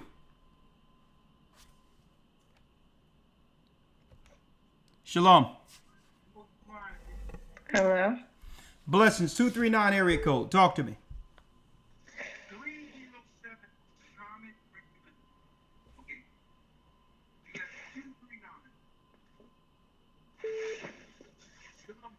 All right, if you don't say anything, 239, I'm going to the next call. Hi, how are you? I'm doing well. Can you please make sure that the live broadcast is muted, please? Yeah, I kind of want to say something. I watch you guys all the time. So you're doing a lot of good work. And you're educated our people a lot. There's a lot of things that we go through. There's a lot of things that you say are factual as far as like the medical system, we needing to get together and being prepared for what's going to happen. As far as like what's going on right now, I don't know. I'm saying, do you have something you would like to say, or you was thinking about a question, comment? What is it? No, I was just actually checking if this was actually real. Like, you can call in and speak to you. So it is. So when I write things down and get my thoughts together. Okay, let me ask you, how old are you? You just relax. It's all right. How old are you? I'm 41 years old. Okay. How long you been following the church? Actually, I've been following you guys for quite some time. I would say at least 11, 12 years. Okay. Have you connected with the body, a church? No. Okay. Well, hopefully, at least, hey, the door's still open. We're still here, right? So we absolutely. There's time. There's just such more information that, like, you know, it's on my heart to tell, but I can't tell it right now. Like, I would have to wait and try again another time. If it's on your heart to tell, the opportunity is now, isn't it? Tomorrow isn't promised anymore. I think this was just a test to see if I can get through, if it's actually something like that I can speak to. I'm like listening to myself and it's like, oh wow, this is real. Like, you could call. But I would like to write down everything and gather my thoughts so next time I call, and if I get through, that I can be precise. Okay. And what needs to be said, because there's just so much just about in general about our community that we need to fix, as far as like not having, and just watching like all of you guys. Well, there's Levi, there's sister, right now your phone is giving a lot of noise. Do you really believe that our community can be fixed? Do I really believe our community can be fixed? it would take, I try to fix my community, so I'm out here doing resumes. I'm out here. Oh, no, no. I'm not talking about individual efforts. I'm going to tell you right now, we're working on this. I think it takes individuals that, you start on the individual level and it grows. Listen to what I'm saying. Like, you're an individual, you're making an impact. You're making a very strong impact. Definitely. Listen, there is hope. But sister, what we're doing is to link in those of like mind, knowing that there will be no community. Listen to what I'm telling you. Right now, we got a school we're working on that's going to be free for those who are in the church and all of that. So it's not like we're giving up, but the reality is we have to understand the reality of what's going on. Our people, a lot, Gentile people too, they've given up. We have more people that's working on the dark side than you and I who's seeking to try to save something. And we're doing the best we can. We're doing a great job, but the communities are what they are now, and they're bringing in more reinforcements. And a lot of our people refuse to repent. It's going to be tough. I don't think they know how to repent. I don't think they know how to pray. You know what? It's good that you said that, because talking about knowing how to pray, what gets me out of my situation, I actually suffered for cancer for 4 years. I'm sorry to hear that. And I just got in remission. I had to fight those doctors to get me. And if you can tell with my vernacular, I'm very educated. I have a master's degree. I am one of those people that you were just talking about with a paper and no job. And I speak 5 languages. Okay, hold up. Let's talk about that for a minute. You have a master's in what, sister? Information systems management, 2 bachelors, 1 in accounting, 1 in business management. And I speak 4 languages. You speak 4 languages, very articulate, educated. And you know what? Let me say this. You should. And I can also speak in French. So okay, sister. Okay, sister, can you hear me? Yes. All right, I'm trying to get in the word here. All right. So, I believe you should feel. You should feel good about the accomplishments you made, because it takes a lot of work to get the accolades you've received. So I don't want anybody to believe that I talk down on education. But I want to say, one of the things is we have to be aware of what we're against. Sister, listen to what I'm saying though. Let me get out what I'm saying. I'll be quiet and let you get out what you saying, because people are listening. And if we both are talking, it's not going to edify. I don't want people to believe that I'm not down with education. But when we prioritize education over our priority with God and family, and our roles as men and or women, that's when the education becomes a problem. Can I say something? Can I interject? I'm saying, okay. Can you repeat back what I just said? Okay, so I would not have my education, sister, or what I have gone through without God. Sister, all right. Never mind, sister, because I don't think you're listening. You're listening. I am listening to you. No. I never put my education or anything above my God. Like, okay, but I'm edifying, sister. You notice that when you say something, I say nothing at all. So I'm gonna let you go ahead and say something, because I want to say something so that we both can edify for the people that's listening. It's hard if I'm saying something in midstream through me talking, you even though you may have a good point, they'll never hear it. Right? I concur.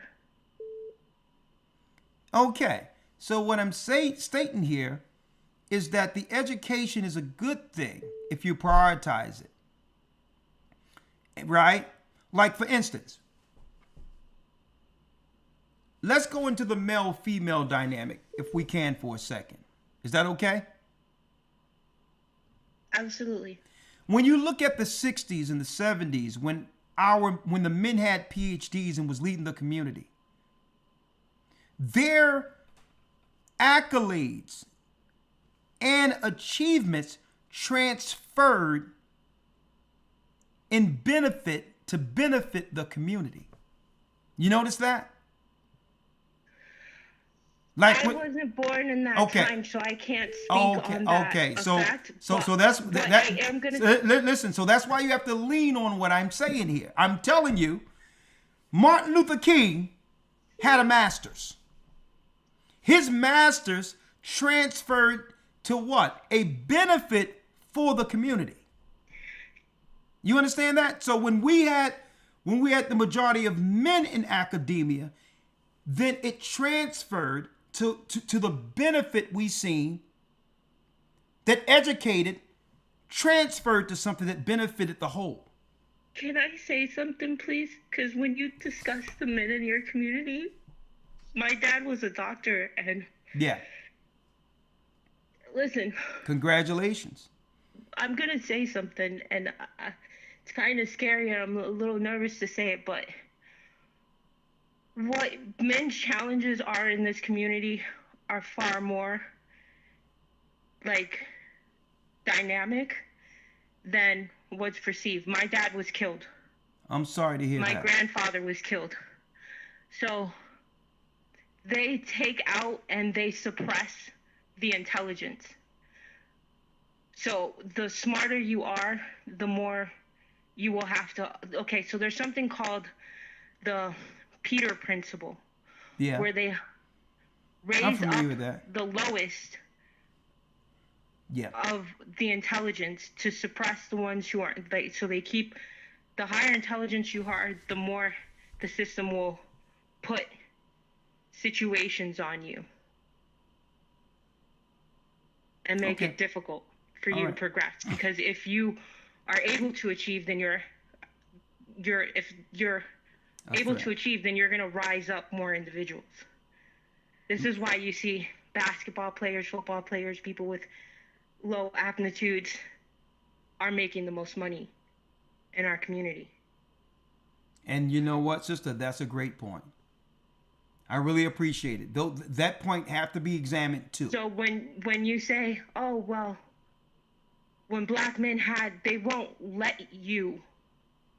They won't allow you to. They won't allow you to lead and be better, because if you are, then you will raise the rest of us up. So they know to hinder you guys.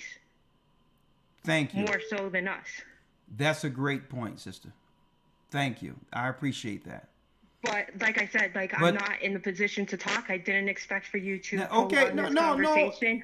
No, sister. If you guys do want to discuss, I have a dissertation on this and what is transpiring, just like in the Hispanic community, and what's gonna happen in the future. Do me a favor, because I got to get to the next call because a lot of people are calling. Just text me back and we'll make sure we reach out to you, because I believe that you have a lot to say. You can articulate yourself, and on top of articulating yourself, you have a story to tell. Because why? It's tough that you have the accolades and you say, I'm one of those who got the degree and now don't have a job. Why do you choose not to have a job? I don't choose. I'm not. Okay, so like I said, if you read the Peter principle, where this is why we have presidents like Donald Trump and Kamala Harris running. The last competent president that we had only had two last competent presidents. Well, sister, I'm asking. I'm trying to get to the bottom of your story. I'm not choosing to not have a job. That's what I'm trying to say. Okay. All right. So I just pray and I wait. When God gives me my opportunity, then I will have it. But other than that, I don't know. All right. Well, don't worry about it. You got my phone. You got the phone number. Text me when it's done, and we'll reach out to you to have a discussion. Okay? Absolutely. Thank you. And I'm just so surprised. I'm like, you made it through. Bless you guys. Bless Keep you. doing it. Bless you. The work that you do. All right. Thank you. You're brave to do this, because I couldn't show my face on television. Well, it's fine. It's fine. Listen, the fearful will have their day in the lake of fire. Okay. Someone have to stand up and be courageous, stand for our people. And guess what? It's in you too. Thank you. Blessings. You can hang up, all right? All right. I'm going to tell you, it's good to hear young ladies and young men who can articulate themselves and understand and quantify what's going on in the earth. But I would like to say this, and I want people to understand that. This is why the piece I wanted her to understand. Hey, do me a favor, 830. Please turn down the video because I have you on the phone, okay? It'll feedback. All right. They intentionally begin to, especially for black men, move us out of the college realm and started promoting more so college to our women. And they did that based on because they understood that the model of the 60s and 70s of educated men would threaten the system. Our education would automatically go into protecting and educating our community. So they was like, no, we can't have another Martin Luther King or Malcolm X or somebody else who was articulate to come in and protect the community. So they leaned towards our women, not that they cared about our women. Okay? They leaned towards them to prefer them over us, knowing what we do with the education and I would transfer it back to the community. We can have a lot of educated within our community, right? Right now, look at all the educated. But look at the state of our community now. So they intentionally said, we're going to deal over this side. And if there's any men that are educated that are black men, we're going to choose the gay ones. The Don Lemons. Okay, the conquered men that are already defeated. If you're already defeated by being up under a man, how can you take down the enemy? See? So they strategically said, you know what?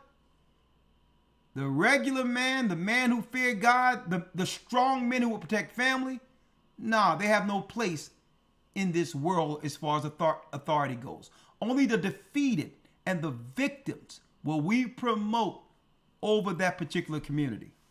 830 area code. Hey, what's going on, Elder? How are you doing? I'm doing good, sir. Floor is yours. Okay, well, I first just wanted to start off by saying, thank you for the work that y'all do. Shout out to yourself and Elder Loya and all the rest of the elders that have been around for a while. All praises be to the Most High. All praises be to the Most High. Just kind of like quick kind of background, I guess. I've been following the church for quite some time, like way back when y'all was doing Blog Talk Radio. And a lot of the stuff that y'all used to talk about is like coming to fruition right now. I mean, it has been throughout the years, but I mean, like the lead up to it, like right now, it's like kind of like a grand showcase. And I don't think people really understand, to your point about with the education, it's kind of like when the scripture says like knowledge puffeth up. So like we get out here and we do get all of this education, but like you're saying, at the end of the day, how is that going to get us like salvation, or like what is that going to do for us in Christ? We got this education and we can't even get a job.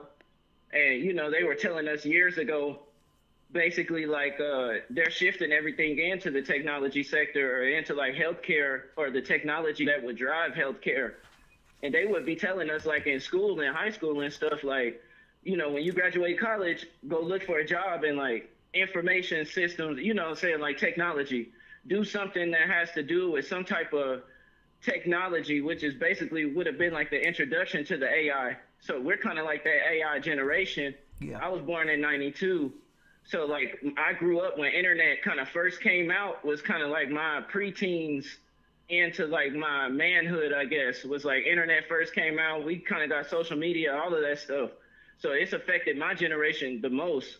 But like to kind of reel it back in, like I said, a lot of that stuff that y'all used to talk about is like coming to fruition now, like the digital angel and just like a lot of stuff, like the lesson that you're always talking about, like the path to the mark of the beast, like all of that stuff, like from way back in the day, like a lot of that stuff is coming to fruition.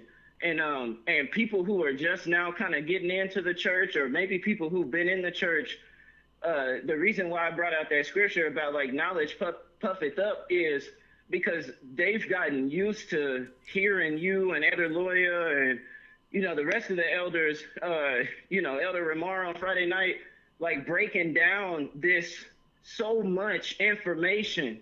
You know what I mean? Like, it's so much information, and it's so much good information, and so much labor that goes into like finding this information, and then like the spirit be on y'all to like bring this stuff out and to inform people, and like us as like members of the body and members of the church, people who haven't been baptized that are listening online as well, get baptized. You know what I mean? And like Elder be saying, come into a body or come into some type of fold, because it keeps you, the people hold you accountable, so that way you're not having to face so much temptation out here. It helps you fight the fight the way that you're supposed to fight. But with that being said, like brother, we're gonna have to land this thing in a minute. We've been 6 minutes okay, straight. Here I come. My fault. I'm scrambling, but I'm gonna land it right now, Elder. So basically, what I'm saying is, like, for the listeners who are out there, don't take what's being said for granted.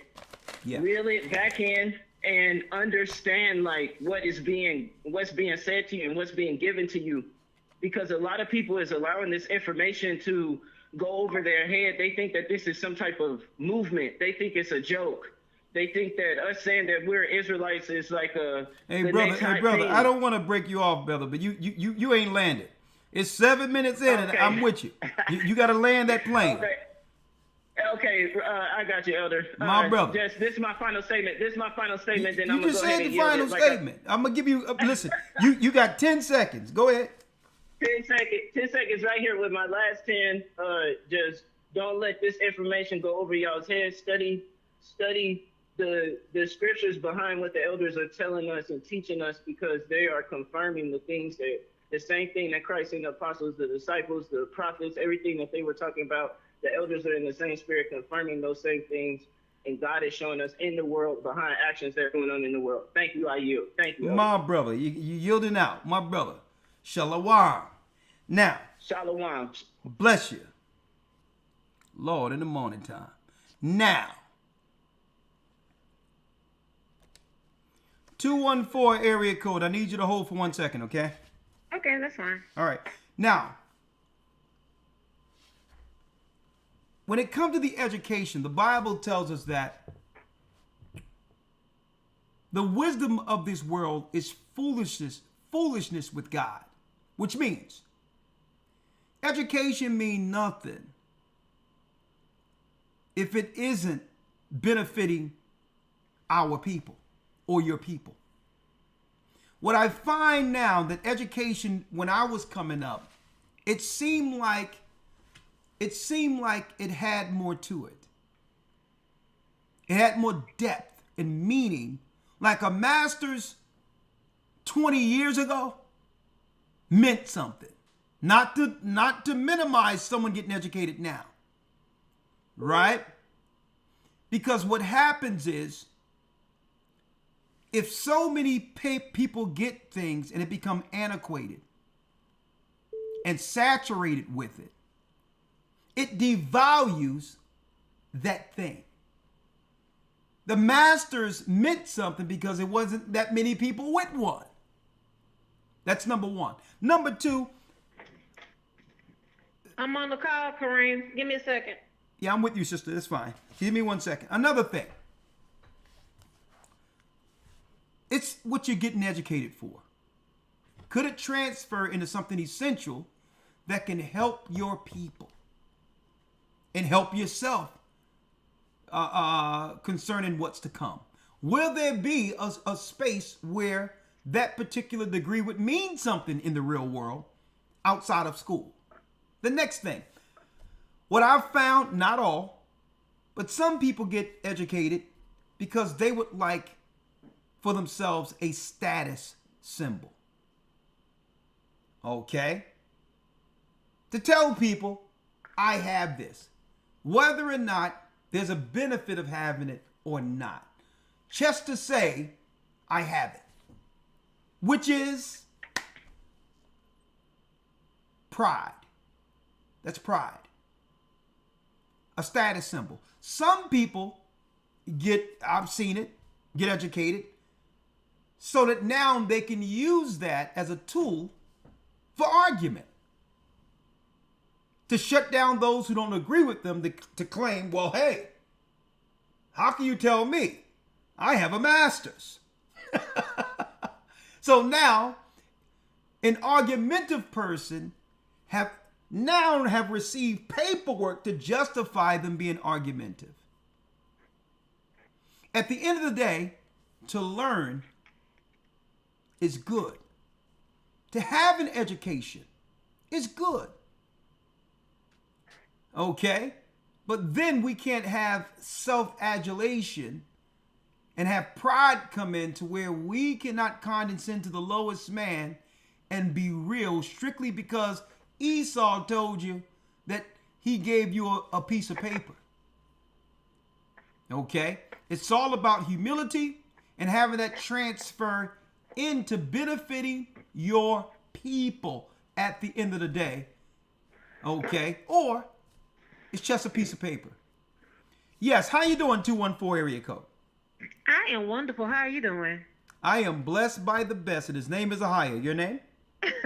My name is the one and only Kim Toomey. All right, talk to me. Well, first of all, I love your teaching. I love your style. I love everything from day one. I've been watching y'all probably about 2 years or something like that. All praises be to the I Most pray High. I pray God blesses everything your hand touches. I don't even know where to start because you talk about so many things, and I love the fact that you educate people. I find a lot of people, even if they do study their Bible, they don't study God's adversaries. And I find that to be a huge problem. Because how can you prepare if you don't know? You know, the Bible talks about how Satan's going to warn you. He's going to tell you what he's going to do so his children can prepare. But how are you going to prepare if you don't know his adversaries, right? So, All right. example, I work in Hollywood. So, example, right now, a lot of stuff that you see, not just now, but even in the past, we have this thing called crisis actors. That's what you see going on in Hollywood right now. Hold up And now. people really Hey, listen, I'm going to give you all the time you need because you're rolling it off the tongue right now.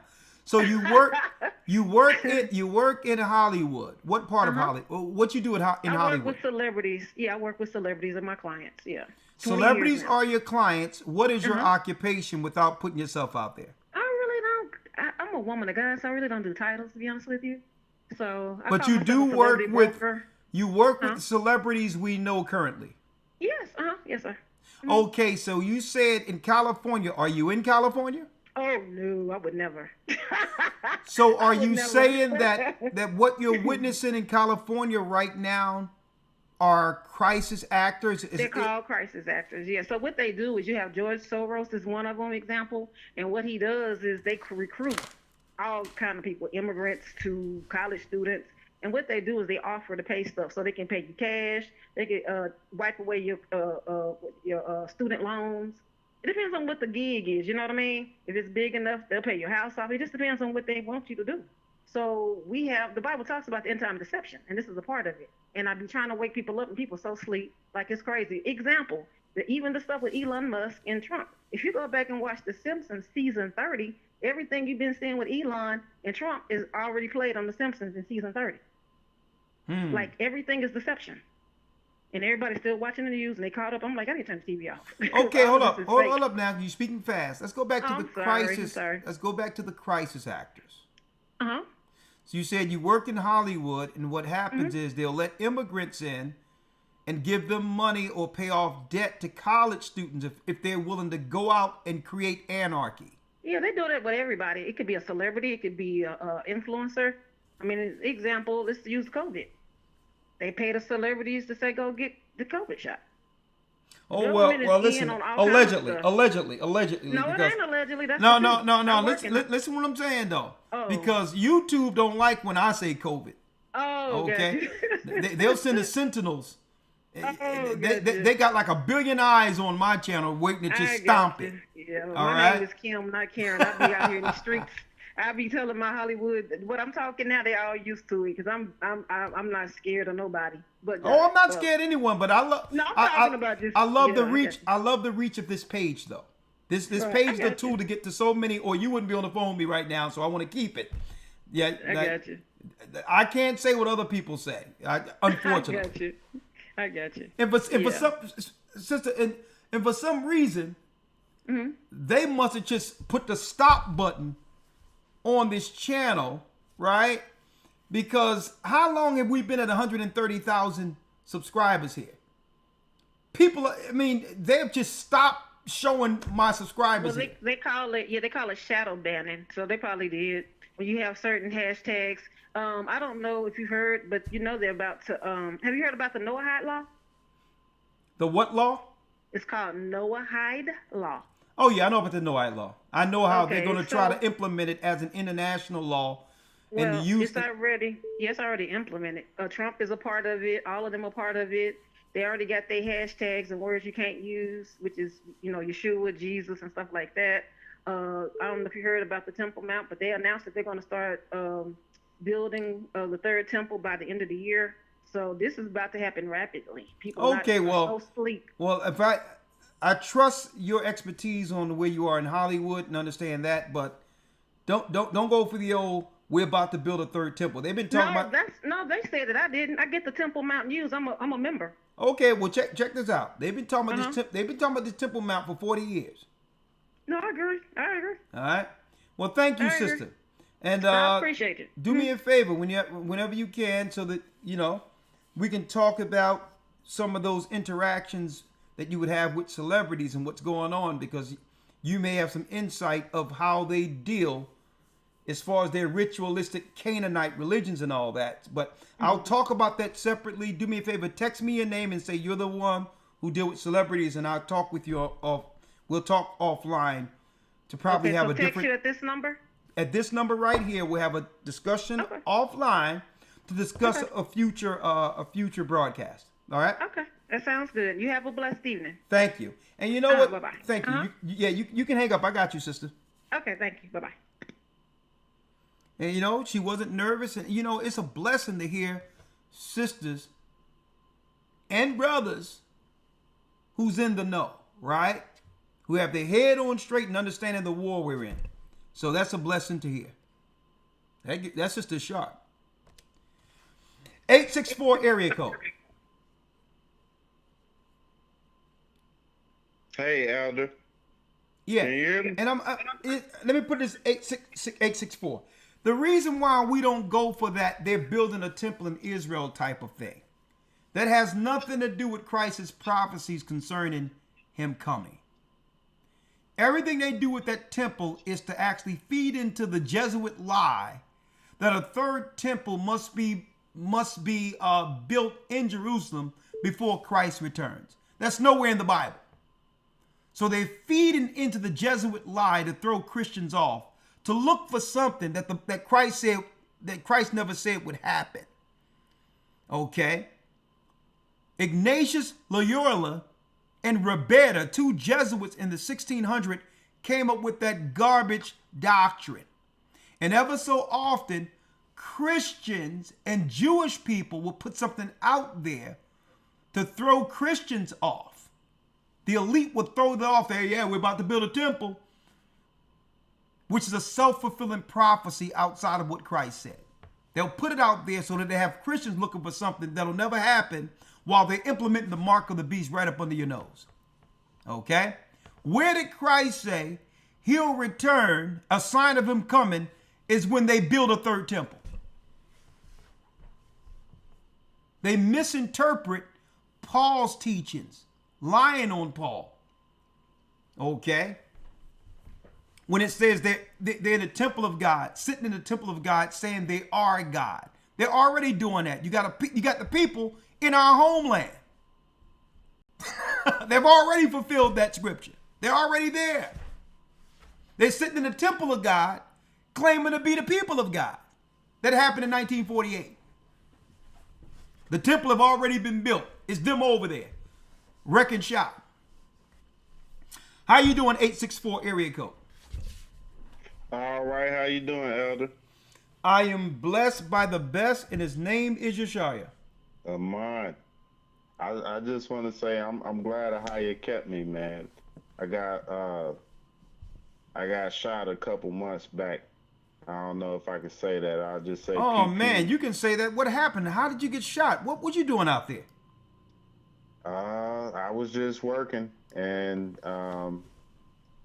I guess somebody decided I was their problem. But when I was walking out the door, I guess this person followed behind me, and they got me about 8 times. Well, the police report said they found 10 shell casings, but 7 of them went into me, and 1 of them grazed me. Man, I'm so sorry to hear that. At close range, man. I thank the Most High that you're living, but I think there's some details here. Do you know the reason why someone would walk behind and shoot you? I did not know the person, so I don't know what was going on in their life, but they decided that I was the problem that day. And was there some online activity going on that you can probably relate it to? Anything? It's just a stranger? Yeah, it was just a stranger. I don't know this person, but I'm so sorry to hear that. Yeah, I caught four of those pellets in my arm. I'll say pellets instead of the B word. I don't care. You say bullets on YouTube. Oh, okay. I got 4 bullets in my arm, and it fractured my left arm, but I was trying to block my face and chest, and I might not have been here if I didn't, but I got 2 in my stomach and 1 in my leg, and yeah, this person was trying to take me out the game. Was it one of our people? It was one of our people who did this? I think it was a Hamite. I think he was African. Well, there's no way you would have known if he was Hamite or not, would you? I mean, he was a black. He could have been an Israelite. He seemed like an American because he cussed me out like an American. But when I seen the report, his name was one of them African names. Okay. So when you said he cursed you out, so there was some level of conversation that led to a confrontation?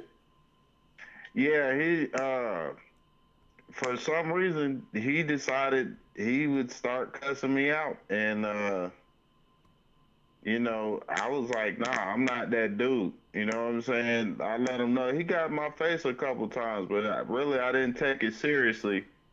I didn't think he was brave enough to mess with me because I grew up fighting. So okay, you know. So now we get into it. It seems like he was seeking to instigate something with you, and you engaged in this confrontation, this verbal confrontation. Yeah, he started cussing me out for no reason. He was like, "Come outside." I was like, "Nah." I'm like, you know. Hold up. So for a second, what started inside? I don't know. He just started cussing me out. So nothing happened. He just seen you out of nowhere and just came at you.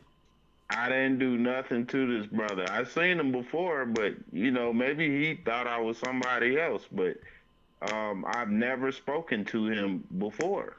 Okay, is he locked? Is he locked up? Yeah, he locked up. Okay, all right. Well, but brother, yeah. I'm sure. Listen, I'm sure there's some details that can't be explained here right now. But I think the Most High that you're healthy. I'm not talking about it because it's an ongoing thing in court. That's why. You know. I understand. You're talking around things because it's an ongoing scenario that you have to go to court with. All right. Right. So I'm just the biggest part is I'm glad God kept me because when I was laying on the ground waiting on the ambulance, I ain't know if I was gonna make it or not. I stayed on the phone with my dad the whole time. I called my dad. I was like, "Dad, pray for me." Brother, I'm so glad you made it, brother. All praises to the Most High. The angels were there. You know what I mean? But you know, we maybe you're saying this to edify for our brothers and sisters out there to know, hey, Sometimes it's good to walk away. Sometimes it's good not to engage. It can be a death angel in the room. Sometimes, you know what I mean? It's like, listen, hey, it's no conversation here. Do not go back with a person, especially in these times where where our lives isn't worth anything in the world today. You could be left somewhere and they won't even investigate under certain circumstances. So maybe you putting it out there for our brothers and sisters to know that, you know, every scenario doesn't need a comeback. Sometimes we have to let it be, and it's in the scriptures too. Sometimes we have to let it be. I think like you were saying, with people going crazy after the jab and stuff. Like the month before, I fell asleep in the car. I was like DoorDashing late, and somebody came up to my window. They was probably trying to rob me or something, and they ended up, you know, shooting at me. A month before, I got hit multiple times. So I think it's the enemy trying to take me out, but you know, I'm trying to stay a million miles away from trouble, brother, man. This is the advice I can give you. Once, okay. Twice, you have to watch how you're walking and interacting with people. It could be something that you're giving off that's leading to this, and if it is, it you know, I behoove you to fix whatever that is. I will hope I'm not it's not doing that. All right, I know. I'm just saying, if it's one time, but if it's two times, okay, I would look at myself and say, even though I probably don't know what I'm doing, but I'm doing something wrong with every time I'm between the crossfires, right? So I'm not blaming you, but I'm saying maybe there's something you need to look within yourself that could have you avoid these altercations going forward. All right, but I'm glad you made it. All right. All right. God bless. Bless you, my brother. Shalom. Well, I'll take one more because we getting into the after dark zone. I'll take one more.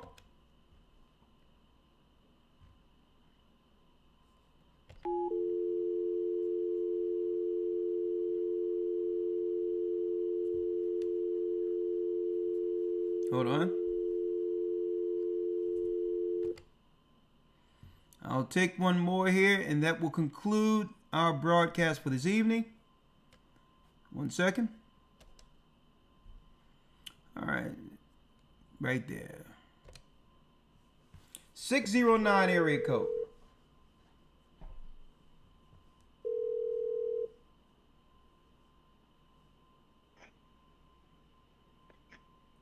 Nope. Yeah, that brother need to get up out of that area. I'll tell you that. 609 area code. We're calling. You left a message? No, I was calling in regards to, I'm in New Jersey, and I would like to know where your fellowship at on Saturday so I can join y'all. Okay, what part of Jersey? Atlantic City area. Atlantic City. We have two separate churches. Let me see here. Let's see.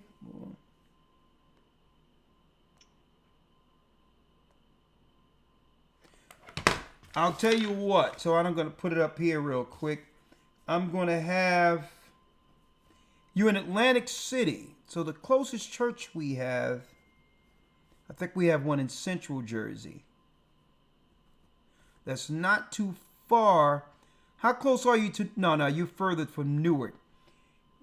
You know what? You would probably want to come to the Philadelphia church, to tell you the truth. Sounds good. Hold on. Let me get your name, if you don't mind, sir. Mike Brown. Mike. Nice to meet you, Mike Allah. All right. How old are you, sir? 32. 32. How long have you been watching the church? About 2 years. 2 years. Oh, yeah. Did you get the juice?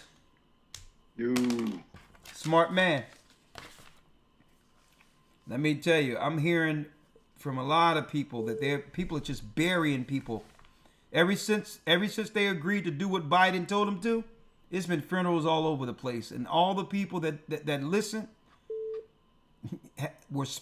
are getting spared through this. So I'm so glad you listened, my brother. I'll tell you what, Michael, I'm gonna reach out to you, and I'm gonna have Philadelphia Bishop reach out to you so you can come to the church. All right? That sounds good. My brother. Yes, we do have a church in Orlando, Florida. Yes, we do. Last call for real. Every since they agreed to do what Biden told them to, a lot of the general all over the place. And all the people that listen. Yeah, Cedric. Yeah, this is Cedric. How you doing? I'm doing well. Can you mute the YouTube? Hope y'all notice how I can strategically talk around. I had Philadelphia Bishop reach out to you so you can come to church, all right? Can you turn down the volume on YouTube, sir? Yes, sir. It's down. All right. Y'all notice how I've learned to strategically talk around that whole Jim Juice thing, but still follow the rules concerning, YouTube guidelines. I got strategic. I know how to talk around it where people understand what I'm talking about, because I really want to warn the people what I'm gonna tell you, because the people that were in the mind to do that will be the same people taking the mark of the beast when it comes. Straight up. They're going to roll the same thing out, and the same people who are stomping 10 toes down will be the same people lining up to get chipped. Watch what I tell you.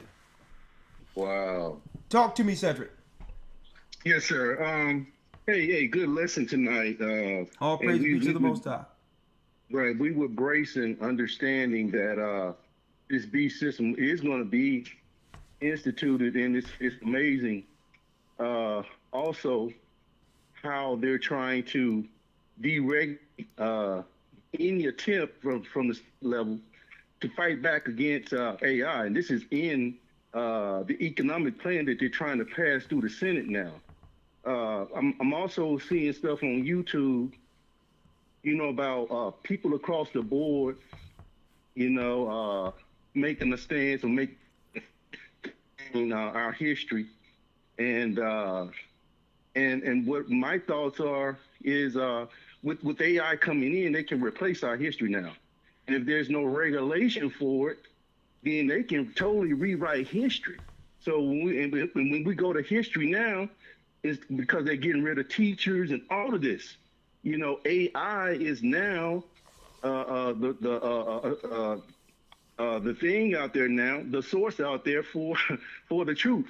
So just interested to hear your thoughts, primarily on that, what they're doing, laws that they're trying to pass to prevent the states from fighting back against AI. And you know what? I'm glad you're mentioning this, because I want to have another broadcast and ask the people, knowing that all these occupations are going away, what thoughts do one have in being able to survive outside of your current occupation? Like, what is the plan, knowing that the majority of jobs are going away? And I'm doing this, I just want to hear the ideas of how people are thinking. Well, in a way where the Most High is moving them. And let me tell you one thing about our people. Let me tell you, we persevere. One thing about us, we are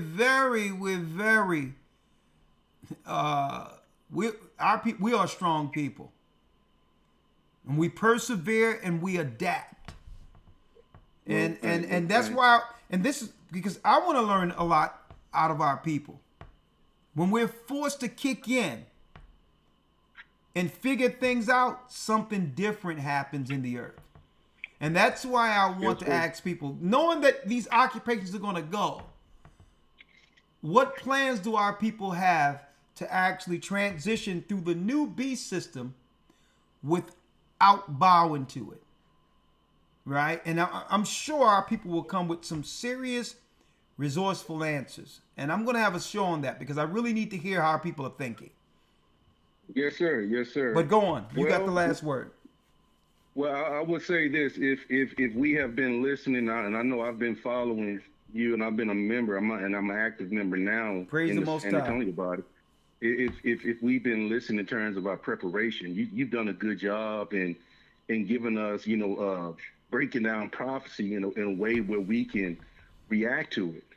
And to answer your question wholeheartedly, hey, we gotta be self-sufficient, own an acre of land, own 2 acres of land, and then figure out a way how to, without creating expenses, solve our housing issue. How don't go out and get a mortgage.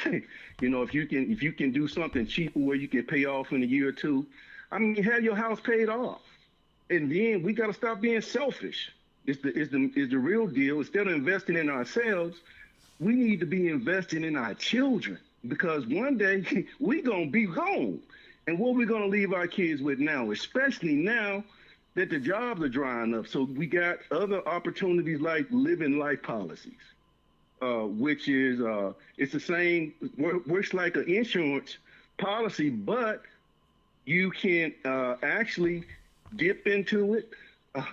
If you want to buy a car, once you build it up, you can dip into it, and I mean, it works for you. It's a living I'm not thing. talking about, and that's good that you're talking about budgeting and money and all that. But what about when money's gone? That's the part I want to see, what our people have in them to survive outside of what we've used, what they've come accustomed to. Because once COVID was over and they opened up, we opened up into a new infrastructure, a new economy altogether, where a lot of these jobs they're getting rid of has become obsolete.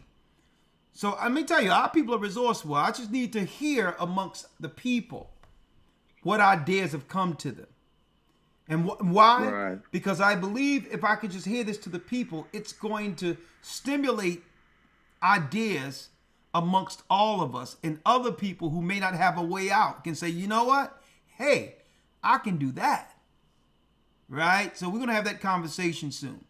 All right? But hey, yeah, I'm going to tell you, you're going to get a grill, get an LLC, and whip something up. Because people people going to always need something to eat. Yes, sir. All right? Yes, sir. And we definitely got the talent within the ranks. All right. To be at ourselves. My brother. Well, I appreciate you, Cedric, yes, and you're a strong brother in the body, and I hope to see you soon. Blessings. Yes, sir. Thank you. All right. Well, Elder Lawyer, this concludes our broadcast. I thank you for all you do, young man. You, my brother. Yes, sir. Thank you. You have a great night, and let's do what we need to do to continue in this work. Let's finish strong. And brothers and sisters, do not take the mark of the beast. With that, may the Most High be with you. Stay prayed up. Sin not. Man, I couldn't believe I seen that picture of that sister with her baby at her baby's birthday. Man, let me tell you, they're staring into the planetary. They're staring into the avatar. And our people are losing their mind and losing their soul. We have to pray for our people. We have to pray for them. I'm going to tell you, we have to pray for them. Shalom, we're the children of Israel, and we're back. May the Most High be with you. Stay prayed up, sin not.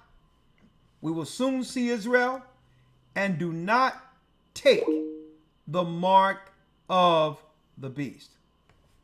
Shalom. HistoryTimes.org. This coming Wednesday, week 3, we're going into the promises of Abraham.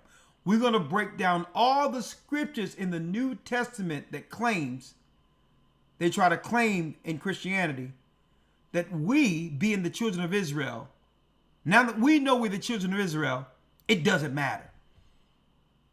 Okay? So we're going to go into that. All the scriptures they use to lie on us within Jesuit, Satanic, Christian Daba. Blessings. Stay prayed up. We will soon see Israel. And yes, the Most High is calling back Israel. I want to see you all who haven't enrolled. Go to historytimes.org and join us week 3 of your Hebrew and Bible Academy. Blessings. To a land where no man can dwell, we went. The 12 tribes of Israel. So we be Manasseh, the Cubans, Ephraim from Puerto Rico, and Valley from the Isles of Hawaii. The Lord is calling back Israel. Zebulon from Panama, Gad, the North American Indians, Simeon, the Dominicans, our highest gathering Israel. The Arabs and Africans told us, together our wives and children then sold us. In the belly of these great ships we traveled in fear. By the rivers of Babylon we found our brothers here. Asher in Colombia, Reuben from Australia, Issachar, the Mexicans, our highest gathering Israel. Judah, the Negroes, Benjamin, the West Indians, Levi, the Haitians, our highest gathering Israel.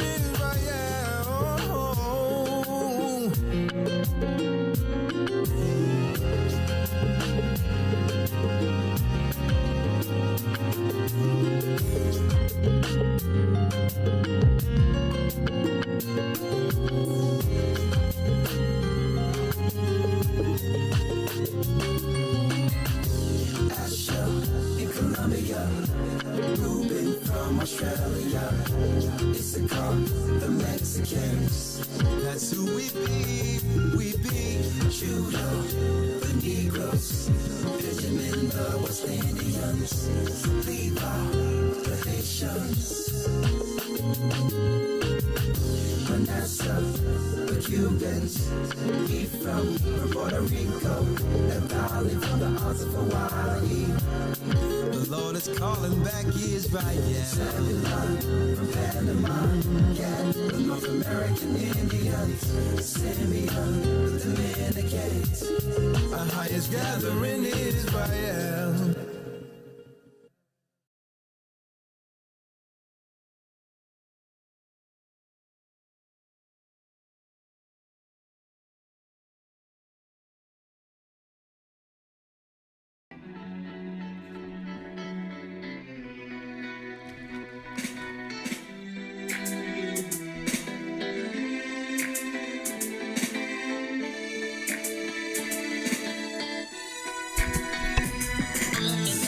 Life still in fornicate. A mind turned to reprobate. Lord, I pray I'm not too late. Show me to the water. I'm tempted left and right. So there my heart sees the light. I'm afraid for my life. Show me to the water.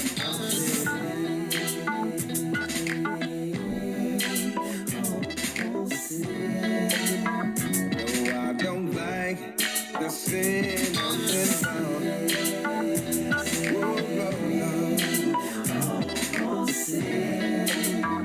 No, I can't stand my sin. No, I was all about the fun, but every time the fun was done, I thought 3 in the field, you will pick one.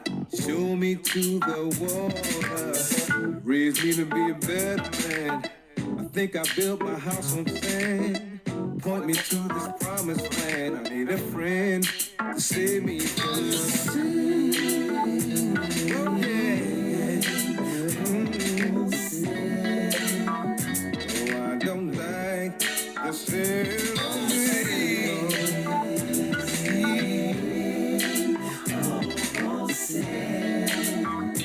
Oh, please take me to the water. Don't be my friend. I know I'm sin, but I'm going in.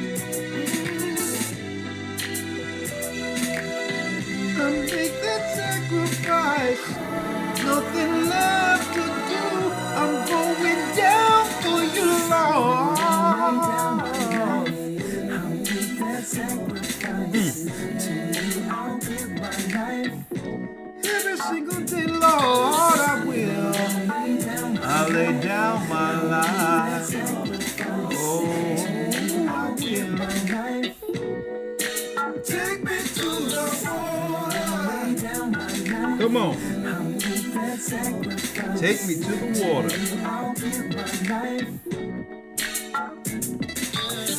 Lord, I lay down my life and make that sacrifice. For you, I'll give my life. Take me to